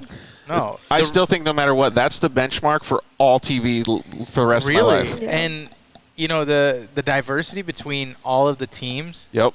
And how cool. But, I wish they would show more of the Red Bull stuff. Have you seen any of the behind the scenes of that series? No. Where do you find it? Dude, the drivers are so pissed. They're like, fucking Netflix is here again. God damn it. Like, get out of here. Like, they're all It's crazy. They all get bent out of shape. Okay, Supercross or motocross? Supercross. Supercross. You're both going Supercross? Yeah. Dude, since motocross is coming up, I'm going motocross, man. I can't wait to see how burly those guys get. This is a good one for Lindsay, but what other form of racing would you guys like to try? I would like, probably road. Some form of, like, road racing. Pavement or racing? drifting. Yeah. Yeah. Really? Yeah. Like Le Mans type stuff, like F1 type stuff, like prototype cars. I really I've been watching a lot of I'm all about DTM, dude. Really? I love DTM cars. They're so sick. Yeah, I'd just like to get into any of that, but it's I feel like you have to start as a go-kart racer, Yeah. 9. Oh, this is fantasy questions. You can do whatever you want. Oh yeah, man. then I would do that either. Dude, F1 fantasy, Yeah, I'd I would say want to be F1. sitting right next to all those guys. Going that fast and What's up? be What's up, crazy. Lewis? I don't know. For me, I'd go DTM or something because it's so less of the car and more of the driver. But if I was gonna pick between F1 and rally, I would pick rally. Okay, Rally if you had to would be choose sick, one too. race program in trophy truck, this is for both of you. One race program, one team to go with. Who would you go with? In trophy truck? Yeah. Team up with? You got it. You could. Oh, you gotta just be a- You could be that team. So you're just sliding into a driver's Just seat sliding for into anybody. the seat. It's you know what? It's here, seat's yours. Bryce Menzies. I was gonna say Your that. uncle's gonna kill you. I was gonna say the same thing, that she should answer that because she could get the inside scoop on those trucks, man. Yeah. Those things are badass. Dude, Bryce has been on fire. That truck's unreal. But some of the stuff, my good buddy is Joe Whining, and he's done a lot of work with Robbie Woods and obviously Lindsay's dad. And did Robbie ever finish that truck? $1 million diesel? No, he's still working on it. But it's coming together. He's doing a fantastic Cool. job. But Awesome. I would want to slide into somewhere where I could learn. So Yeah. And I don't know enough. Lindsay knows way more about the trophy trucks than I do. I don't know about enough because I feel like if I answered the same way she did and said Bryce Menzies, I would just arrive and drive, and I don't want to do that. I'm way more of Well, if you want to learn how to get around things, you go straight to Jeff. yeah. So those Guilty. that's where I get the passion. I feel like I accomplish stuff when my brain gets bigger. You know what I mean? Yeah. That's what would drive me a little bit. Okay, 2 more questions. Tacos or burgers? Tacos. It's hard for me because I'm not as You're dedicated. not as committed. I'm not as I am. committed. I would say burgers. You're going burger. What kind of burger are you getting? Ooh. I'm gonna throw this question back on you. So think of your ultimate taco. Okay, there's a little burger joint right off of 40th Street in Bell. It's called PV Burgers. What do they got on it? Everything you could imagine. Weird shit though. They do apples kind of shit. No, they do pineapple? they do a Lucky Charm burger or Whoa! they do crazy stuff. Dude, that does sound crazy. We had a place called Monkey Burger in Tucson, and I would get those little onion rings. I would get jalapenos. It was phenomenal, dude. Are you a sweets guy? No, I'm a big spice guy. There you go. Yeah. All right, what's the ultimate taco, Lindsay? Tacos and Ensenada, El Trilero, and they have massive flour tortillas with a bunch of cheese, carne asada. That's my go-to. What I love toppings are you putting on that? Just cilantro and onions, and that's it. Dang, you're going authentic right And there. lime. Woo-wee. That's my kind of taco right there, too. All right, last question of the night. Chips and guacamole or french fries and ranch? Chips. All day? Yep. Yeah. Cool, man. Well, you guys did a fantastic job. Like I said at the beginning of the show, we really appreciate you guys having us in the shop and giving us the opportunity to come talk shop with you guys. You guys are doing a fantastic job in the industry, like everybody said. And I think that you have high levels of expectation, but even at the low level of what you're thinking, I think it's still going to elevate the industry. So I'm really proud of what you guys have done so far and can't wait to see what the future holds. Really appreciate that, and same for all of us, same for the dirt life. Everything, we're blessed to be surrounded by go-getters and hardworking entrepreneurs, and everybody that we have in our family right now we're blessed. Hey, so what should they do to win these hats? You're gonna go to Rhino, RYNO 134. Yep. On Instagram. You're going to check out that beautiful, beautiful, sexy bro runner he's got. The faux Raptor 6.9? Yeah. Yeah, and it's going to be the first picture, and you're going to hit it with some fire emojis. Dude, just kill his Instagram, please. Seriously. He's going to get so pissed at us. Anybody who does that by June 1st, right after Memorial Day, we're going to send you guys a swag bag with some cool stuff, and maybe, personally signed by Lindsay Geiser. Dang, dude, throwing out the autograph session. We should actually raffle off a date with Lindsay. No, please don't. That's where I think we would get some major interaction on that one. Oh, I can only imagine what Lindsay's DMs would be like. All right, so on a Could you imagine what her bio would say? It'd be like, trophy truck, check. No, we don't need that. Well, I'll just get you a freaking 5 gallons of mace, all right? Yeah, for real. Don't try her. She's got firearms. All right, so on a serious note, like I said, thank you guys very much. It was really cool being able to hang out with you guys. You have a fantastic operation going here. So anybody that wants to check it out, you can go to @Jeffries Performance on Instagram. If you want to follow Lindsay or RJ, you can check out some of the latest stories and posts that we've done, and you can find the links to their personal Instagrams there, but please be nice when you go and talk to them. On next week's show, we have the legendary Matt Martelli. It's going to be pretty cool to talk with him. He has some fantastic plans about the Mint 400 this year. He's been really, really kicking ass with a lot of the projects that he's doing in the off-road industry lately. So it'll be cool to catch up and just kind of get behind the scenes with that guy. He's so busy that it's going to be really hard to calm him down when he gets on the show. So I can't wait to be able to have him. That'll be a good show. So it'll be cool. And thank you very much to all of our sponsors, man. KMC, EFX Tires, Shock Therapy. Just pay attention to the Shock Therapy live feed tomorrow. We're going to have a good time on that with Steve-O and Mitch and everybody over there, Chase, all those guys.